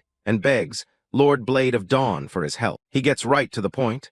He wants Lin Jai to take him in as a disciple. Lin Jai turns to leave, telling the guy he has absolutely no intention of doing that. Hawk doesn't give up and grabs Lin Jai, begging him to just listen for a second. He says he's seen a powerhouse before, but Lin Jai fights like a god of war returned from hell. Hawk admits that he only chose the retribution flame talent because he was a coward who was afraid of getting hurt. He says he used flashy but useless skills just to hide the fact that he was scared deep down. Thinking back on his failures, he realizes he needs to change if he ever wants to be a real warrior. He pleads again, saying he truly wants to become a powerful existence just like Lin Jai. Lin Jai stays firm, repeating that he doesn't have any plans to take on disciples right now. But he adds that maybe things will be different in the future, giving Hawk a sliver of hope. Hawk's face lights up.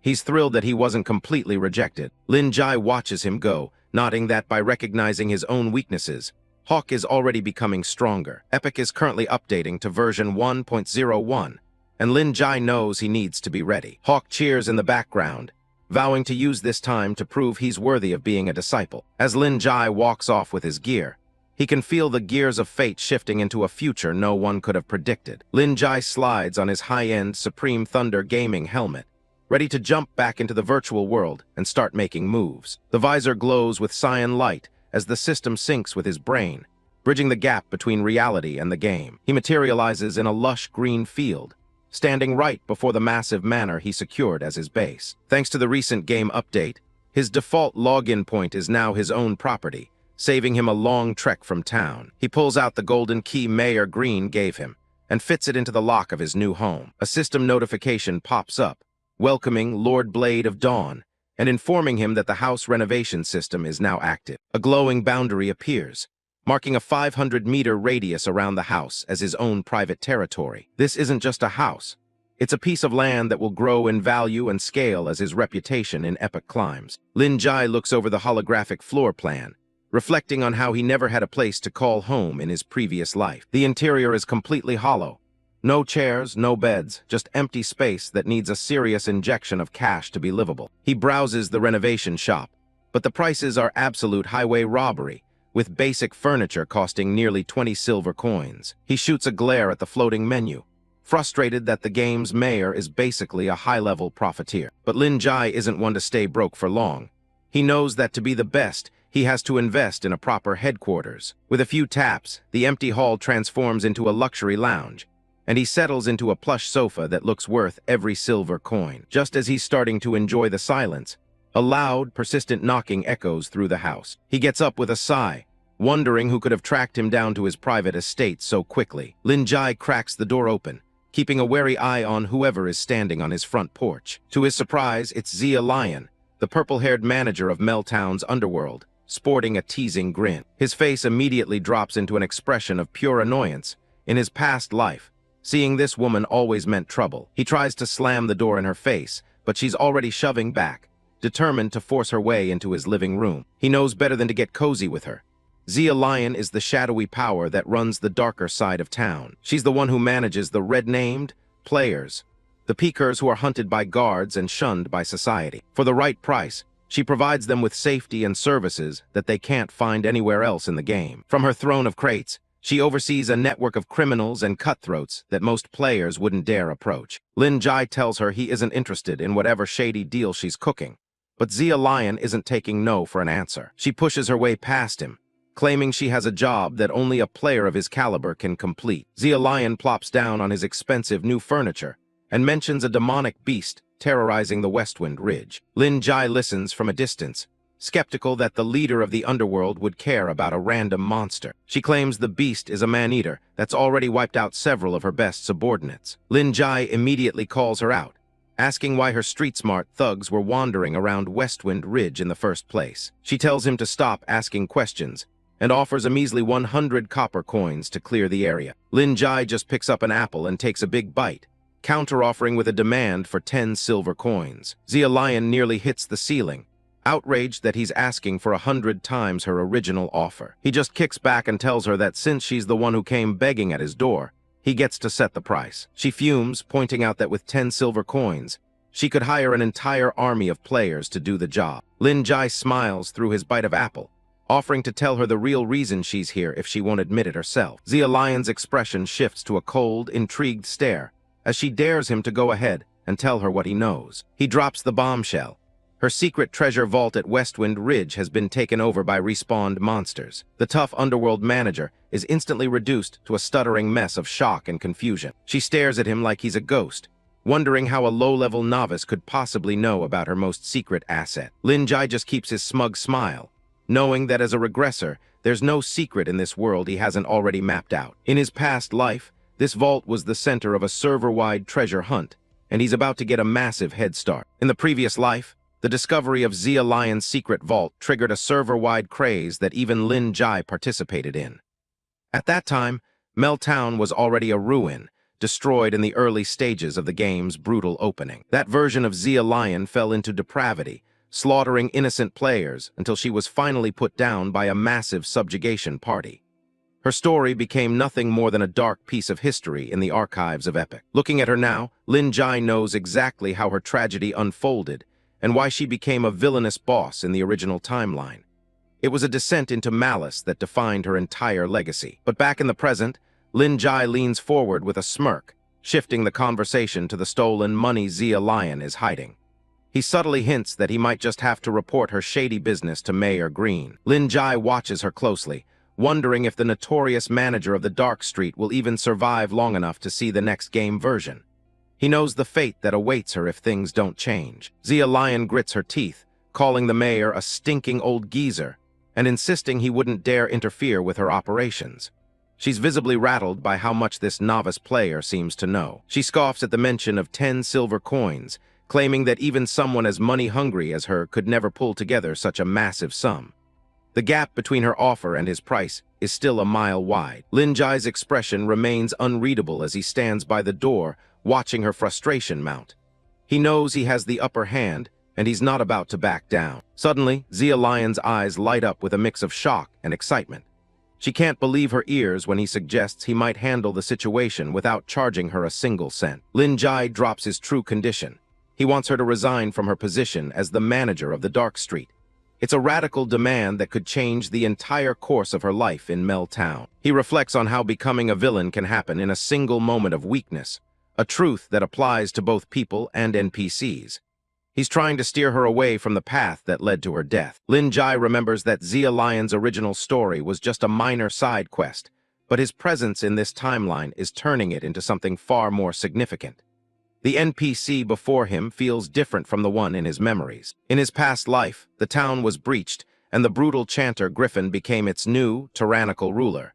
The entire region was plunged into darkness under his heavy-handed reign. With Mayor Green dead, Zia Lion had no choice but to surrender to the demonic entity, eventually becoming an accomplice to his evil deeds. It was the beginning of her transformation into a heartless villain. She let the malice in her heart grow unchecked, fully embracing the darkest parts of human nature and turning them into direct action.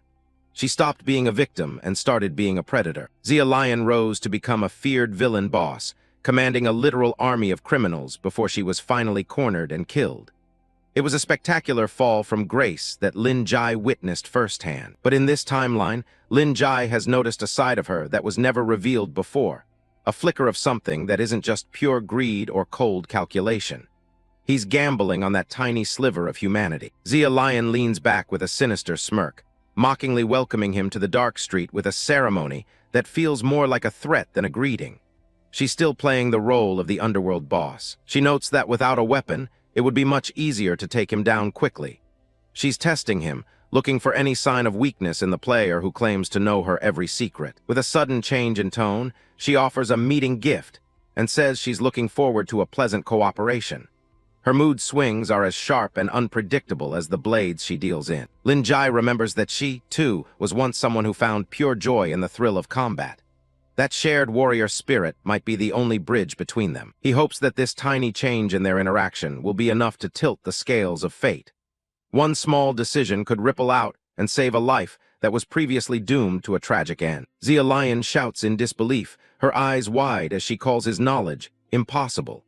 She can't wrap her head around how a mere player could see through her carefully constructed lies. Lin Jai's eye glows with a brilliant cyan light as he activates the Eye of True Sight.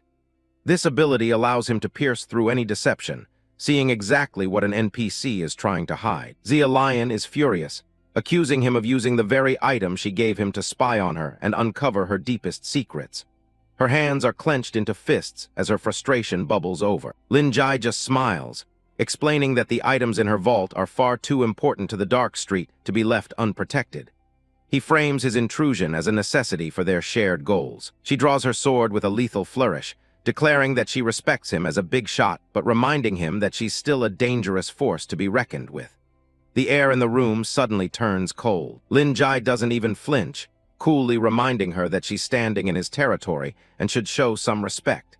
He reiterates that he's the only one who can help her recover her lost treasures. Zia Lion's expression softens slightly as she admits those treasures are her life savings.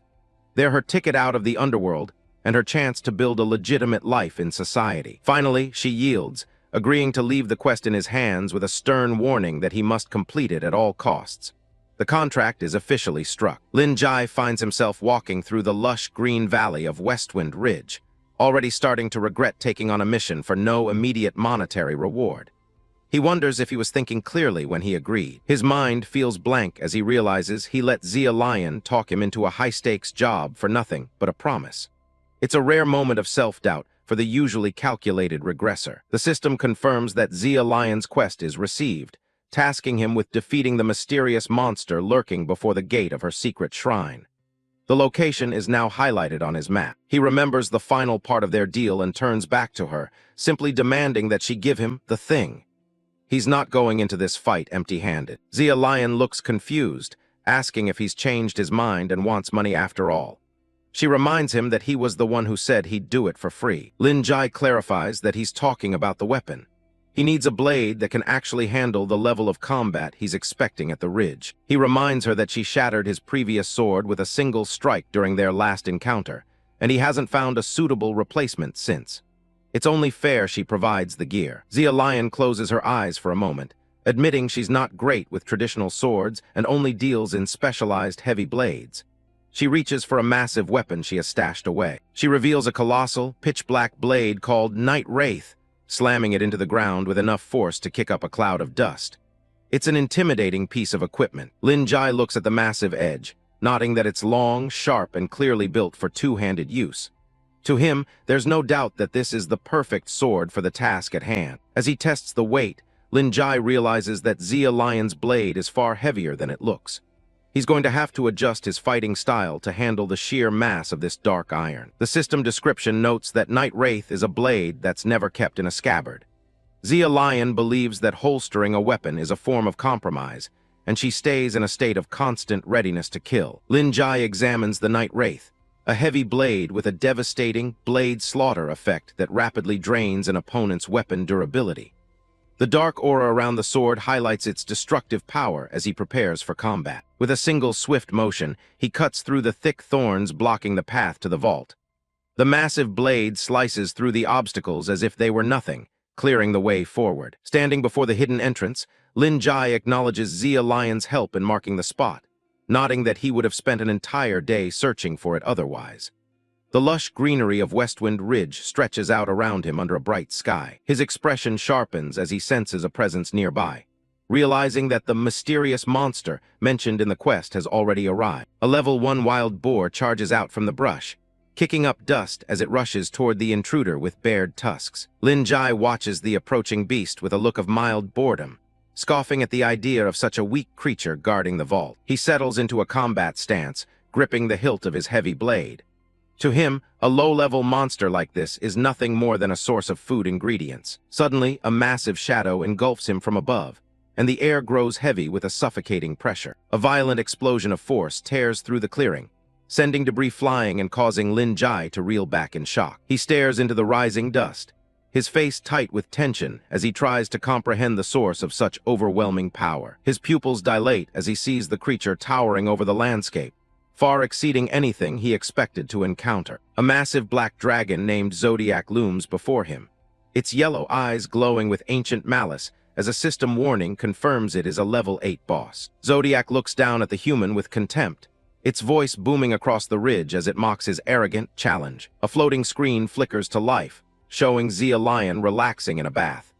Lin Jai turns his attention to her, accusing her of intending to send him to his certain death. Zia Lion watches the battle through the monitor, while Lin Jai argues that a world boss of this caliber requires a full party of at least 5 players. She casually counters that more players would only increase the dragon's power and cause more chaos. Scrubbing her shoulder with a brush, she tells him that his level far exceeds that of ordinary players and she expects more from him. She points out that most monsters in the area don't exceed level 4, making this level 8 dragon a significant anomaly. Lin Jai considers her words, suspecting that there must be some kind of system error for such a high-level boss to appear here. Zia Lion encourages him to use the same skillful movements he used to defeat the chanter Griffin to take down the dragon. Lin Jai refocuses on the beast, aware that a 6-level difference in the era is usually an insurmountable gap. He stands alone before the massive dragon, wondering if any skill can bridge the massive attribute deficit. Zodiac offers him two choices: to be crushed into ashes or to become a loyal servant. The dragon demands that he fall to his knees and glorify its name, waiting for a sign of submission. Lin Jai dismisses the offer with a smirk, telling the dragon that it is illegally occupying someone else's home. Enraged by the insolence, Zodiac let out a deafening roar, claiming all the treasures in the vault as its own. Lin Jai wipes the sweat from his eye, observing that the system has perfectly captured the draconic traits of arrogance and greed. Zodiac prepares its attack as a system notification, confirms that the dragon has identified Lin Jai as its primary target. Lin Jai immediately turns and sprints away, remembering how difficult it was for a full team of level 3 players to defeat a similar dragon in his past life. He knows the attribute gap between levels becomes exponentially wider at higher levels, making his current level 2 status a massive disadvantage. A beam of fire erupts from the dragon's maw, forcing Lin Jai to admit that his current body's performance is extremely poor. Dodging the flames, he curses Zia Lion for leading him into another dangerous trap. He slams his sword into the turf to stabilize himself, mentally reviewing the standard 4 types of dragon attacks: breath, claw, bite, and tail slap. Aware that any direct strike would kill him instantly, he watches the dragon's movements with absolute focus. Zodiac takes to the sky, its wings casting a massive shadow as it screams about its challenged authority. As a claw strike comes down, Lin Jai jumps into the air, looking for the preparatory signals of each move. He notes the head movement before a breath attack, and the way the dragon braces its claws before a tail slap. When the dragon lunges backward, he knows a bite is imminent and maneuvers out of the way just in time. The dragon swings its massive claw in a wide fan shape, leaving a brief half-second opening immediately after the attack. Lin Jai times his move with the precision of a master, moving in just as the dragon's limb hits the ground. Dashing forward, he seizes the moment for a counterattack, swinging the Night Wraith at the dragon's head. The heavy blade strikes with a loud clang, but the red damage box displays a flat 0, showing that he hasn't even scratched the boss's defense. Zodiac looms over Lin Jai, its yellow eyes glowing with contempt as it sneers at the human, calling him a damn ant. The dragon's massive head dominates the frame, emphasizing the sheer scale of the threat. The dragon lunges forward with its jaws wide open, its sharp teeth bared for a lethal bite. Lin Jai realization hits that at his current speed and level, he won't be able to dodge the incoming attack in time. Desperate, Lin Jai activates a defensive skill he earned from his previous victory: Griffin the Chanter's Golden Bell. He grits his teeth as a brilliant light begins to emanate from his body, forming a protective barrier. A brilliant golden shield erupts around Lin Jai just as Zodiac's jaws snap shut with bone-crushing force. The impact creates a massive shockwave, but the ancient monster's teeth fail to pierce the shimmering barrier. The force of the dragon's failed bite causes a tremendous explosion of light and energy that radiates across the ridge. Dust and debris are kicked up into the air from the sheer pressure of the collision. Zodiac reels back, its pupils narrowing in confusion as it stares at the unscathed human player. It grumbles in frustration, wondering what kind of mysterious power just blocked its certain kill move. Standing amidst the settling dust, Lin Jai shifts his grip on his blade, acknowledging that the golden bell only bought him a temporary miracle. He knows he still can't pierce the dragon's defense and must find a new strategy to survive. Zodiac's throat begins to glow with a menacing orange light as it prepares its next assault. The dragon sneers at the human, calling him trash, while fueling its inner furnace for a lethal breath attack. Lin Jai watches the dragon's posture, immediately identifying the move as Dragon Breath Sweep. He knows that a continuous cone of flame launched from the front is normally impossible for a low-level player to dodge. Instead of retreating, Lin Jai sprints directly toward the massive beast, his red cloak fluttering behind him. He knows that while the range of the breath gets wider and more dangerous at a distance, he can exploit the blind spot. In a daring move, Lin Jai slides beneath the dragon's massive chest, aiming for the one place the flames can't reach. To him, the only true, safe distance when facing a dragon's breath is 0 distance. With a burst of speed, he leaps toward the dragon's underside, raising the heavy black blade above his head. He pours all his strength into a single overhead strike against the beast's belly. Zodiac's eyes bulge in surprise as it witnesses the human's incredible speed. It realizes that Lin Jai's movements are far beyond what any normal level 2 player should be capable of achieving. The Night Wraith strikes the dragon's scales with a heavy thud, but the system notification, dealt damage, flashes mockingly in the air. Lin Jai is forced to retreat as the dragon let out another frustrated burst of flame. Frustration flickers across Lin Jai's face as he stares at the legendary sword in his hands. He can't believe that even a weapon of this caliber is failing to leave so much as a scratch on Zodiac's hide. Zodiac laughs at the pathetic attempt, mocking Lin Jai for being even weaker than it initially thought.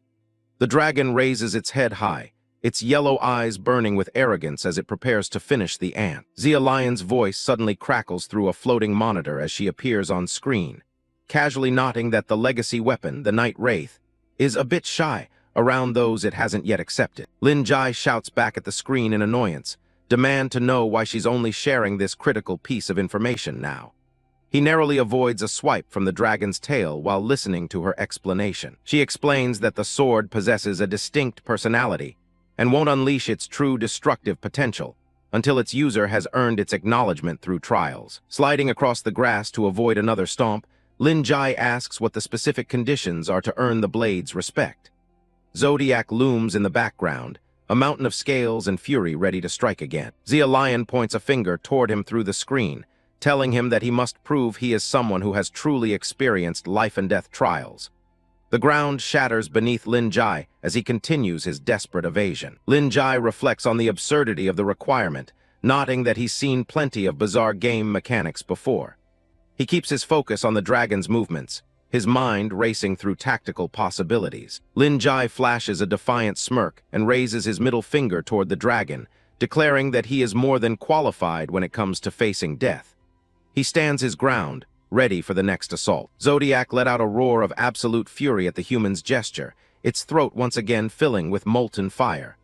The dragon readies another dragon breath sweep, determined to turn the insolent human into ash. Lin Jai narrowly avoids a blast of flame, the heat searing the air as he skids across the rocky ground. Zodiac launches another torrent of fire, but Lin Jai is already airborne, leaping straight into the inferno. His eyes narrow, focusing on a single point, the 3-inch mark on the dragon's massive neck. That's where the reverse scale is hidden, the one true weakness of the legendary beast. Lin Jai lunges forward, drawing his blade back and channeling all his strength for a full power slash. The blade swept down in a sharp arc, but it slashed only at empty air as the dragon flapped its wings and retreated just in time. The dragon mocked the tiny human's attempt, completely dismissing all his efforts. Lin Jai lands gracefully on the path, his cape fluttering behind him as he prepares for the next phase. He watches the massive silhouette circle above, realizing he overlooked the dragon's mobility. A red aura erupts from his hands, surging through the hilt of his weapon as his grip strength peaks. Pei Xuan screams from the screen, warning him that his gear won't survive the dragon's ultimate dive. Lin Jai ignores the warning, his gaze fixed on the blade that only answers to those who don't fear death. Zodiac opens its maw wide, gathering a sphere of concentrated energy for its devastating dragon breath dive. The Night Wraith sword begins to transform, pulsating with a dark energy that matches its master's resolve. He stands his ground as a massive crimson aura explodes around him, cracking the earth beneath his feet. He's not just a low-level player anymore. He's the god of war returned from hell, and he's here for blood. The legendary blade, Night Ghost, acknowledges his will, unlocking the devastating armor destruction ability. With a roar, he swings the awakened weapon, sending a wave of red energy slicing through the air. Pei Xuan's jaw drops as she watches him liberate the weapon's true power in such a short amount of time. The red slash connects with the dragon's underside, the force of the strike sending a massive shockwave through the valley. Blood sprays from Zodiac's neck as the dragon bellows in disbelief and fury at being wounded by a human. Lin Jai charges forward again, ignoring the dragon's threats of a slow, agonizing death. He knows this is the perfect moment to test the sword's newly awakened skill in close-quarters combat. The dragon laughs, thinking the player has made a fatal mistake by closing the distance during its breath attack. Lin Jai is committed to the leap, even as a system warning pops up saying he can't dodge while midair. There's no fear in his eyes, only the cold calculation of a man who's already seen the end of this battle. The dragon's fire reflects in his iris, as time seems to slow down to those final, insignificant milliseconds. He plunges headfirst into the flames, entrusting his entire life to the weight of the sword in his hands. Every inch of his flesh and blood is boiling, but his resolve has never been sharper than in this darkness. All the will he's gathered since his rebirth is concentrated into this one decisive moment. Zodiac lets out one last roar of die trash as the flames swallow Lin Jai's silhouette, but he emerges from the fire like a vengeful shadow, the only thing in this chaotic world he can trust his life to. This isn't a gamble for him. It's a guaranteed victory where no other possibility is allowed to exist. A blinding flash of light erupts as the sword finds its mark on the dragon's reverse scale. The impact is catastrophic, the force of the strike carving straight through the dragon's vital weak point. The legendary beast crashes through the trees, a level 8 boss defeated by a fraction of its power. Lin Jai stands amidst the smoke, the system finally confirming the impossible kill of the Black Dragon Zodiac. A 500% experience bonus floods in, a massive reward for taking down a legacy monster so far above his level. The experience bar flashes repeatedly as he jumps from level 2 to level 4 in an instant. He hits level 5, gaining a massive haul of attribute points to further specialize his build. Along with 3 skill points, he unlocks the prestigious Dragon Slayer title, a mark of his legendary feat. Standing atop the dragon's massive skull, he reviews the title's effects, which grant him dominance over all low-tier dragons. Lin Jai admits he hasn't been focused on grinding monsters, but the experience from his recent feats has already pushed his level quite high. Pei Xuan's face on the screen is a mask of pure disbelief, as she demands to know how a single strike could possibly take down a dragon. He calmly explains that it isn't magic, just careful calculation. His eye of true sight pinpointed the exact location of the dragon's reverse scales. By timing the hit perfectly on that weak spot and stacking damage bonuses from his Crimson Blade and armor-piercing strike, he bypassed all its defenses. The system screen flashes a cascade of multipliers. Damage boosts from his sword, the critical hit bonus, and defense-ignoring effects all stacking at once. One clean, devastating arc of his blade was enough to exceed the dragon's maximum health, ending the boss fight in a literal heartbeat. Pei Xuan panics on the monitor, asking how he can be so certain those low-probability buffs will all trigger exactly when he needs them. He gives her a confident smirk, telling her that walking the line between life and death is just part of being a top-tier player. Now that the adrenaline has worn off, he turns his attention to the massive pile of attribute points he's earned from his level 5 jump. His character sheet displays his base stats, with 15 unallocated points waiting to be poured into his primary attributes. He dumps most of his points into strength, bringing it up to 16 to ensure he can keep one-shotting common mobs with ease. He adds a single point to stamina, just enough to meet the minimum requirements for his current gear and avoid being killed in a single hit. Agility gets a significant boost to 10, as he knows he'll need the extra speed and precision for more complex maneuvers later on. With his core build established, he decides to ignore the tertiary stats entirely.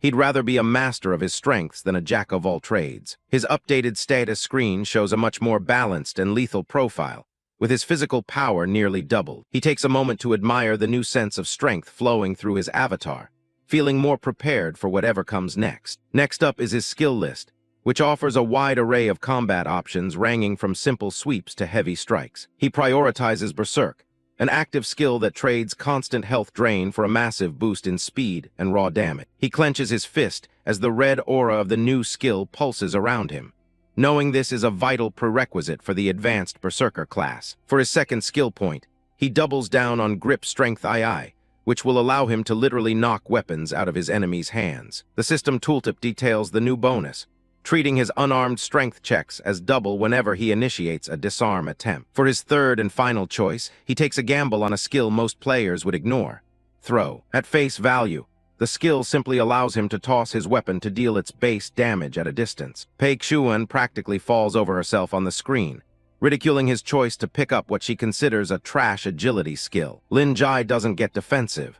He knows that to the average player looking at the basic description, it does seem pretty useless. Most warriors avoid it because of the high agility requirement, and even those who meet it don't want to risk losing their primary weapon. If you throw your sword and can't get it back quickly, you're basically a sitting duck in the middle of a battle. But he knows a secret the game doesn't explicitly state: throw is only a junk skill if you take its mechanics literally. Most people's imagination for ranged combat is limited to bows and crossbows, thinking those are the only options for a warrior. They're stuck thinking about future updates with guns and cannons, completely missing what's right in front of them. In his eyes, a player who understands the system doesn't need to carry a separate ranged weapon at all. Because warriors already have the highest strength stats in the game, they are actually the most naturally suited for the throw skill. Pei Xuan looks at him like he's grown a second head, trying to process the idea of his own hands being his ranged arsenal. He just gives her a knowing look, confident because he's holding an ace that no one else in this timeline knows about yet. She tells him to stop calling everything junk so casually, clearly missing the irony as he points to his grip strength stat. The hidden truth is that high grip strength provides a massive multiplier to the throw skill, turning a basic move into a god-tier attack. By combining those two trash abilities into a custom combo, he creates a technique he's dubbed Pierce the Rainbow. A massive red energy projectile streaks through the air, dealing catastrophic damage to a distant target with pinpoint accuracy. The system congratulates him on the innovative combo, officially registering his new move under the name he gave it. With this one trick, he's transformed himself from a standard melee fighter into a top-tier ranged threat. Paik Shuan stares at him through the monitor, admitting she's never seen anyone with his level of foresight and judgment. She finally concedes that he's earned his keep and tells him that it's time for him to collect his well-deserved reward. Paik Shuan leans back with a smug grin, promising to hand over the 10 silver coins as soon as they get back to town. Lin Jai is momentarily taken aback, realizing their original agreement was for much less than 10 silver. She explains that his impressive display of skill with Dawnblade has earned her respect,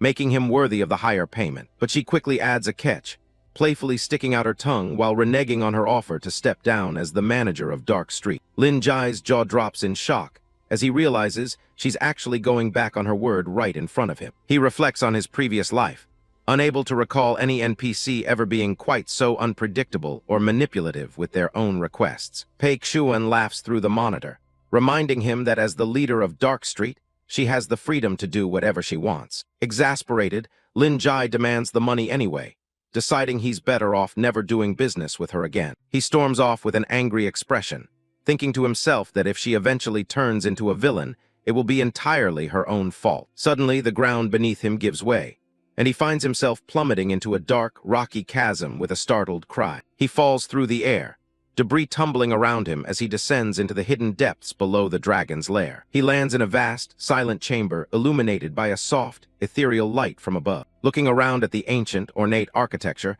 he realizes he's stumbled into a secret dungeon, Zia Lion's treasure vault. His eyes widen as he remembers this was the legendary location players spent an entire season searching for in his past life. Yet here he is, having found it by pure accident. Lin Jai scans the vault, but there's no gold or legendary gear here.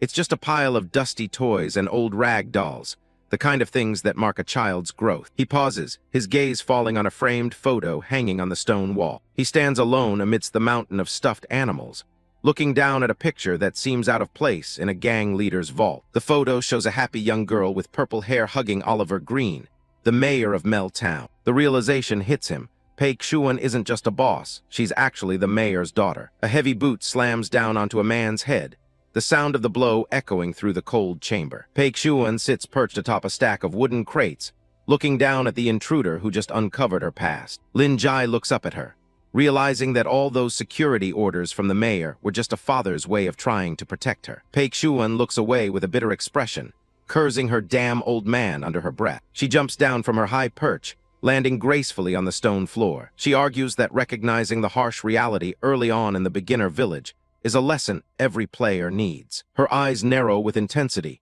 asking if having that clarity isn't actually a good thing. Lin Jai holds up a hand, admitting he wants to agree with her, but he has to object to her core philosophy. He stares her down, questioning what exactly gives her the right to decide who is strong and who is weak. Paik Shuan remains silent, her sharp eyes fixed on him as she listens to his challenge. The warrior gestures to himself with a smirk, asking point-blank if she thinks he's the one who stands on the side of strength. She admits she likes the question, promising that the answer will be clear soon enough. Lin Jai raises a finger to set new terms. If he wins, the reward remains the same, but she must also step down as manager of the Dark Street. He tells her to live by her own law of the jungle. If she loses, she'll have to follow his every command. She gives him a mocking smirk, asking what the price will be if he's the one who falls. The protagonist tells her that's never going to happen, then tosses the greatsword back to Paik Shuan with a sharp, confident movement. A purple glow ignites as Paik Shuan grabs her blade, declaring that since he knows her secret, she now has every reason to kill him. She mocks him, pointing out that even if he's strong enough to slay a dragon, he's still standing there without a weapon. Lin Jai doesn't back down. He activates Berserk, and a searing aura of orange flames erupts around him. The skill begins to drain his health, but in exchange, it grants him a massive boost to his speed and destructive power. Pei Xuan lunges forward, her purple tack-eye trailing streaks of light as she aims a lethal strike. Lin Jai moves like a blur, the speed of his berserk state allowing him to keep up with her high-speed movements. She brings her blade down with crushing force, intending to end the duel then and there. Despite the danger, the warrior remains focused, his eyes glowing with the intensity of his activated skill. A shockwave ripples outward as he catches the glowing purple blade with his bare hands. Pei Xuan's jaw drops in disbelief. She can't understand how he's parrying her tack-eye without a weapon of his own. He roars as he executes a perfect parry, the sheer force of his grip holding her lethal edge in place. The clash of their powers creates a blinding explosion of energy that fills the vault. The force sends her flying back into a pile of wooden crates, while Lin Jai stands tall amidst the wreckage, bruised and struggling to breathe. She wonders if even her blade has acknowledged his overwhelming power. He looms over her like a dark silhouette, stating that only the strong have the right to set the rules. Pei Xuan refuses to give up just yet, pulling herself out of the debris with a desperate grit. She charges again with her purple blade, her form surrounded by a crackling aura of energy. Lin Jai shifts into a dynamic stance, his aura flaring as he declares that he is the strongest one here. The boss swings wildly, shouting that absolute power is the only truth in this world. He blocks her effortlessly, nodding that for most players, this world is just a game where nothing matters. He points out that in their eyes, nobody really cares whether an NPC lives or dies. Lin Jai's expression hardens as he stares down his opponent, declaring that for him, this world isn't just data.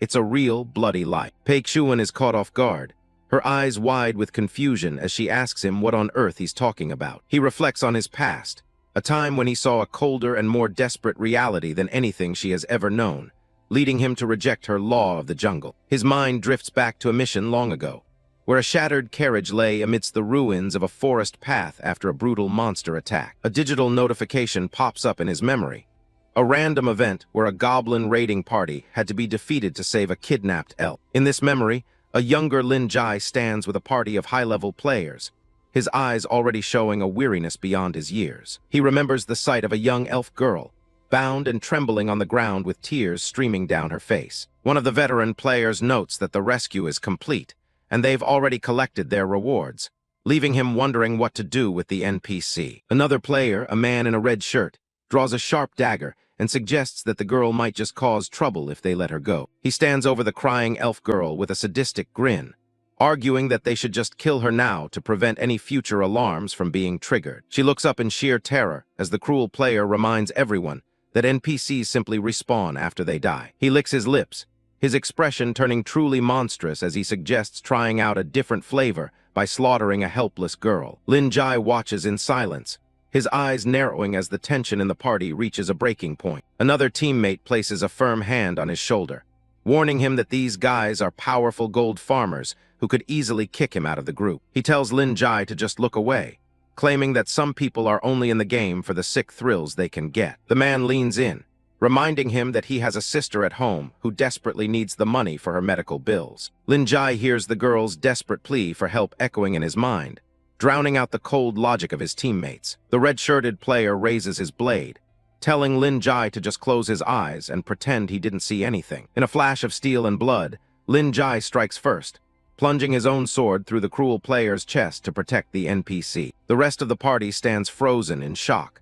unable to believe that anyone would actually murder a top-tier player just to save a piece of game data. He leaves his sword embedded in the ground, reflecting on how that single choice earned him the first red name of his life. A crimson system alert flares to life, confirming that Lin Jai has officially entered red name status for player killing. He walked away that day without a second thought, his body having acted far faster than his sense of self-preservation. As he left the stunned group behind, he muttered that the situation was fundamentally wrong and that someone had to make a choice. He understood the system's logic, that a new elf would eventually take her place, but he couldn't accept the coldness of it. His gaze lingered on the terrified girl on the ground, wondering what would truly happen to this specific version of her. He argues that since the game's rules seem to tolerate such pure evil, he has no choice but to intervene. He swings his massive blade with conviction, declaring that he will judge this world based on his own moral compass. His face is a mask of grim determination,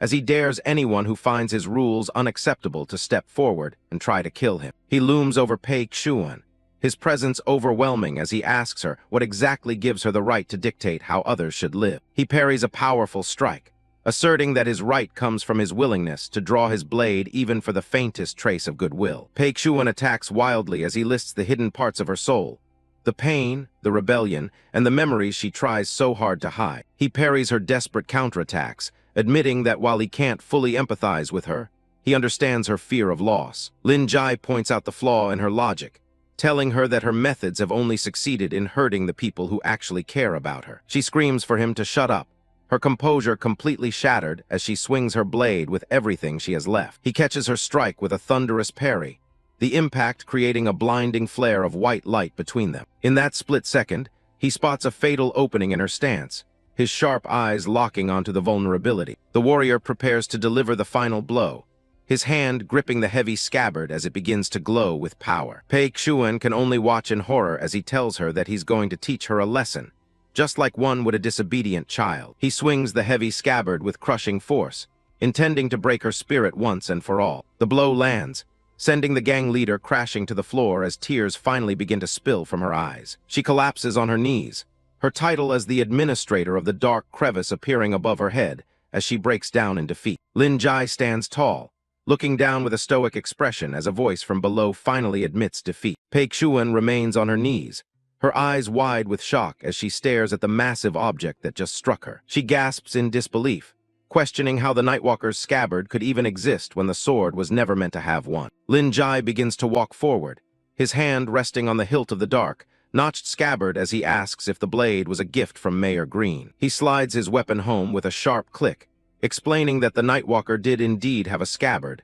and that he found this secret in her vault. Paik-Shuan rejects his words, her face contorting as she insists that she needs no scabbard, and that compromise would only bind her will. He stands over her, his red cloak fluttering slightly as he explains that Mayor Green's true intention was for her to learn how to restrain her wilder instincts. A subtle smirk plays on his lips as he prepares to reveal the true name of the force that drives him. Close up on Paik-Shuan's eye, reflecting her internal turmoil as the word goodwill hangs heavily in the air. The narrative shifts back in time to 30 minutes prior, showing the large timbered building where the town's mayor resides. Inside the office, Lin Jai shakes hands with Oliver Green, the town's mayor, who has a distinctive blonde mustache and round glasses. Lin Jai looks slightly disinterested as he sets his price for the mission, asking for exactly 10 silver coins in exchange for his help. Mayor Oliver Green's face lights up with a jubilant laugh, agreeing to the deal immediately as they finalize their arrangement. Lin Jai reflects on his cleverness,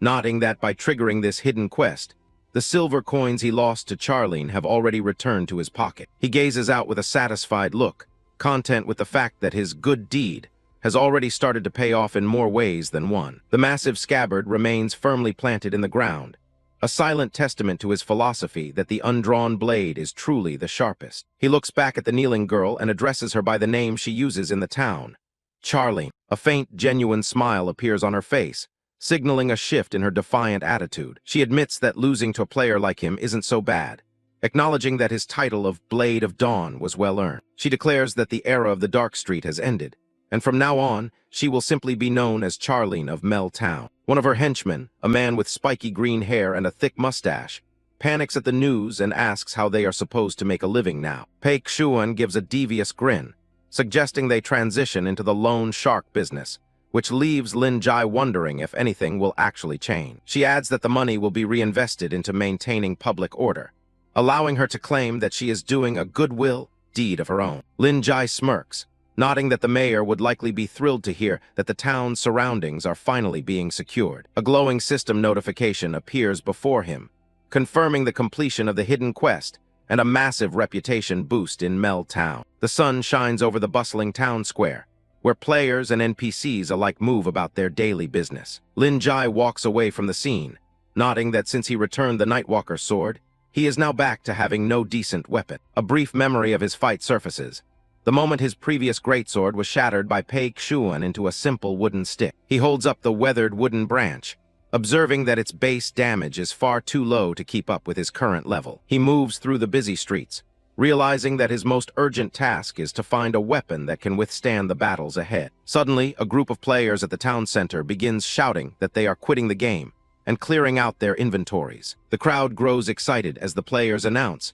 that a super rare heirloom artifact is looking for a new, destined owner. Two men stand on a pedestal, presenting a massive, glowing red blade which they claim is the legendary sword of Karsi Mel. Lin Jai pauses, his eyes narrowing as he recognizes the name of the legendary sword saint who once wielded that blade. A majestic image of the sword saint Karsi Mel appears, a warrior wreathed in golden flames whose title even gave Meltown its name. The heirloom weapon stands tall in the center of the square, though Lin Jai notes with a cynical gaze that it's nothing more than a useless ornament. Other players around him are already falling for the bait, whispering in awe that an actual heirloom artifact is being sold in a beginner village. He watches the crowd, knowing that those who haven't seen the real thing will mistakenly believe this item is incredibly powerful. A stocky tan player named Zaro, who has messy brown hair and a prominent X-shaped scar on his right cheek, steps forward to address the crowd. Zaro puts on a generous act, declaring that he isn't selling the sword but giving it away for free to anyone who wants it. Zaro's story begins when he accidentally drinks poison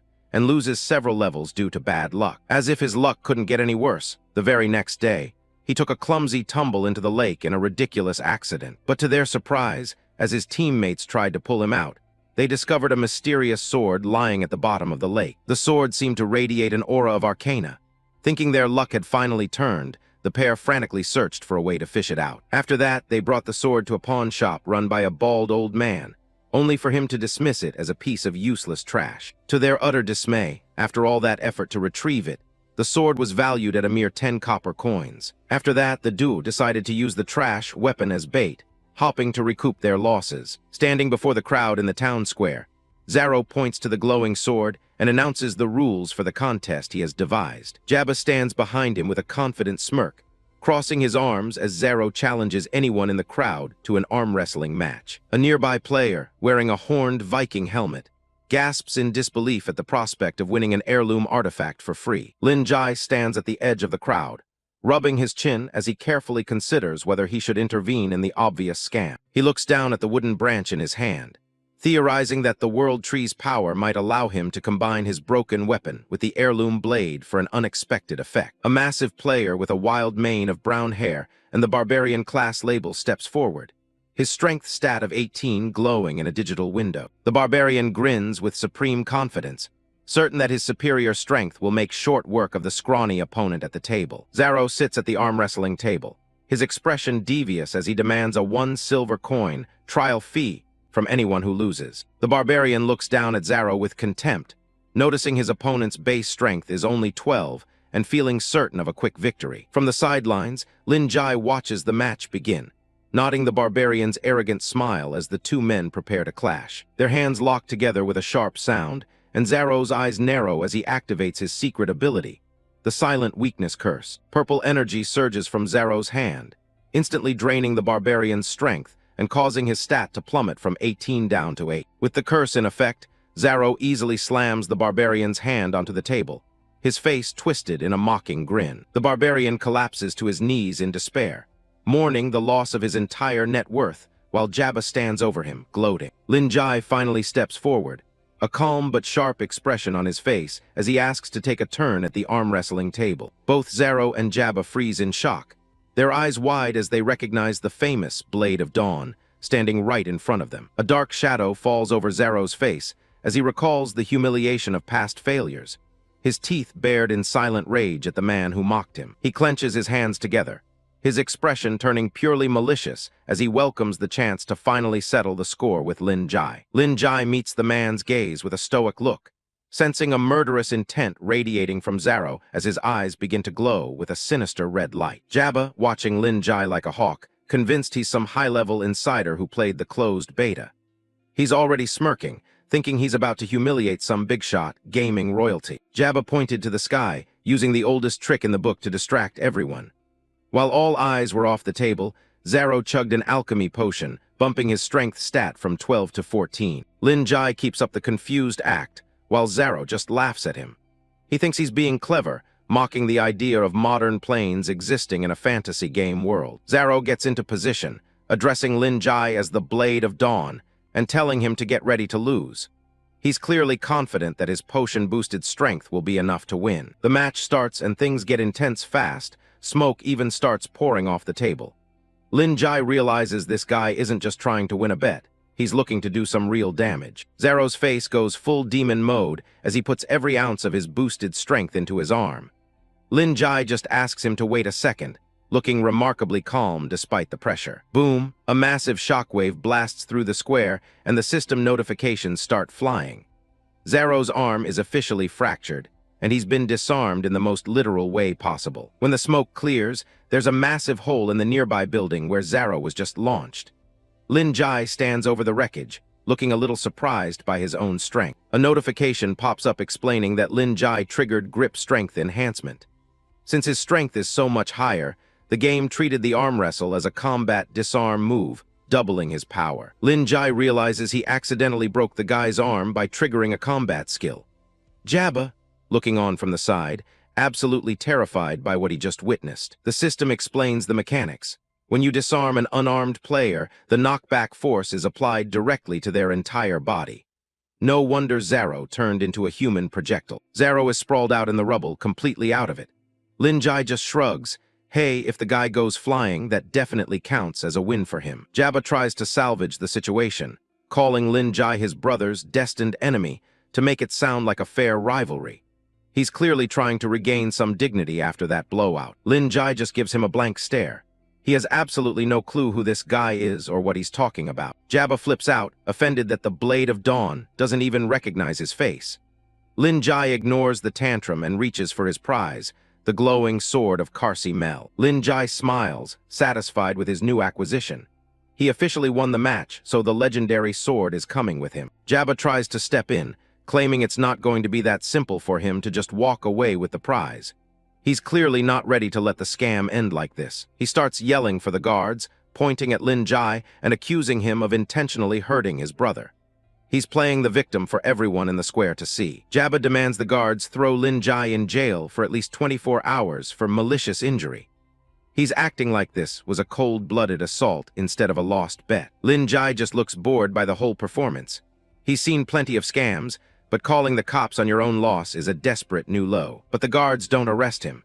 Instead, they give him a full salute and address him respectfully as Lord Blade of Dawn. Lin Jai gives them a casual greeting, clearly on good terms with the local law enforcement. He's built up quite a reputation in Mel Town. The guards explain that contests without lethal means are allowed, so they wouldn't normally intervene. This isn't the crime Jabba was hopping for. Jabba is starting to sweat, realizing the Blade of Dawn has serious influence with the NPCs. He begins to wonder if they're all in on it together. He starts spiraling, wondering if Lin Jai has some kind of secret under-the-table deal with the game developers. He can't wrap his head around how a regular player could have this much pull. The thought of NPCs bowing and scraping to another player is enough to make Jabba break into a cold sweat. He's completely lost control of the situation. The guards shut Jabba down immediately, pointing out that the contest was peaceful and didn't involve any intentional injury. Jabba is left stammering as they ignore his complaints. Instead, the guards turn the tables and inform Jabba and Zaro that they're being arrested for in-game fraud and cheating. The tables have officially turned on the scammers. Jabba gets slapped with a 24-hour ban on the spot. He starts yelling about being wronged, still trying to blame game bugs for his humiliating loss. He keeps screaming that Lin Jai is the real scoundrel as the guards haul him away. Lin Jai just ignores the noise and focuses on his new legendary sword. Lin Jai gives them one final piece of advice to stop scamming people. The system confirms he's officially obtained the sword of Karsi Mel, a major upgrade for his collection. High above the square, a mysterious figure watches Lin Jai walk away with interest. He seems to have been observing the entire incident from the shadows. It's an old man with a long white beard and a single glowing red eye. He's impressed that someone actually managed to gather items related to the legendary Karsi Mel. He decides right then and there that it's time to put this kid to a real test. He wants to see if Lin Jai is truly worthy of the power he's gathering.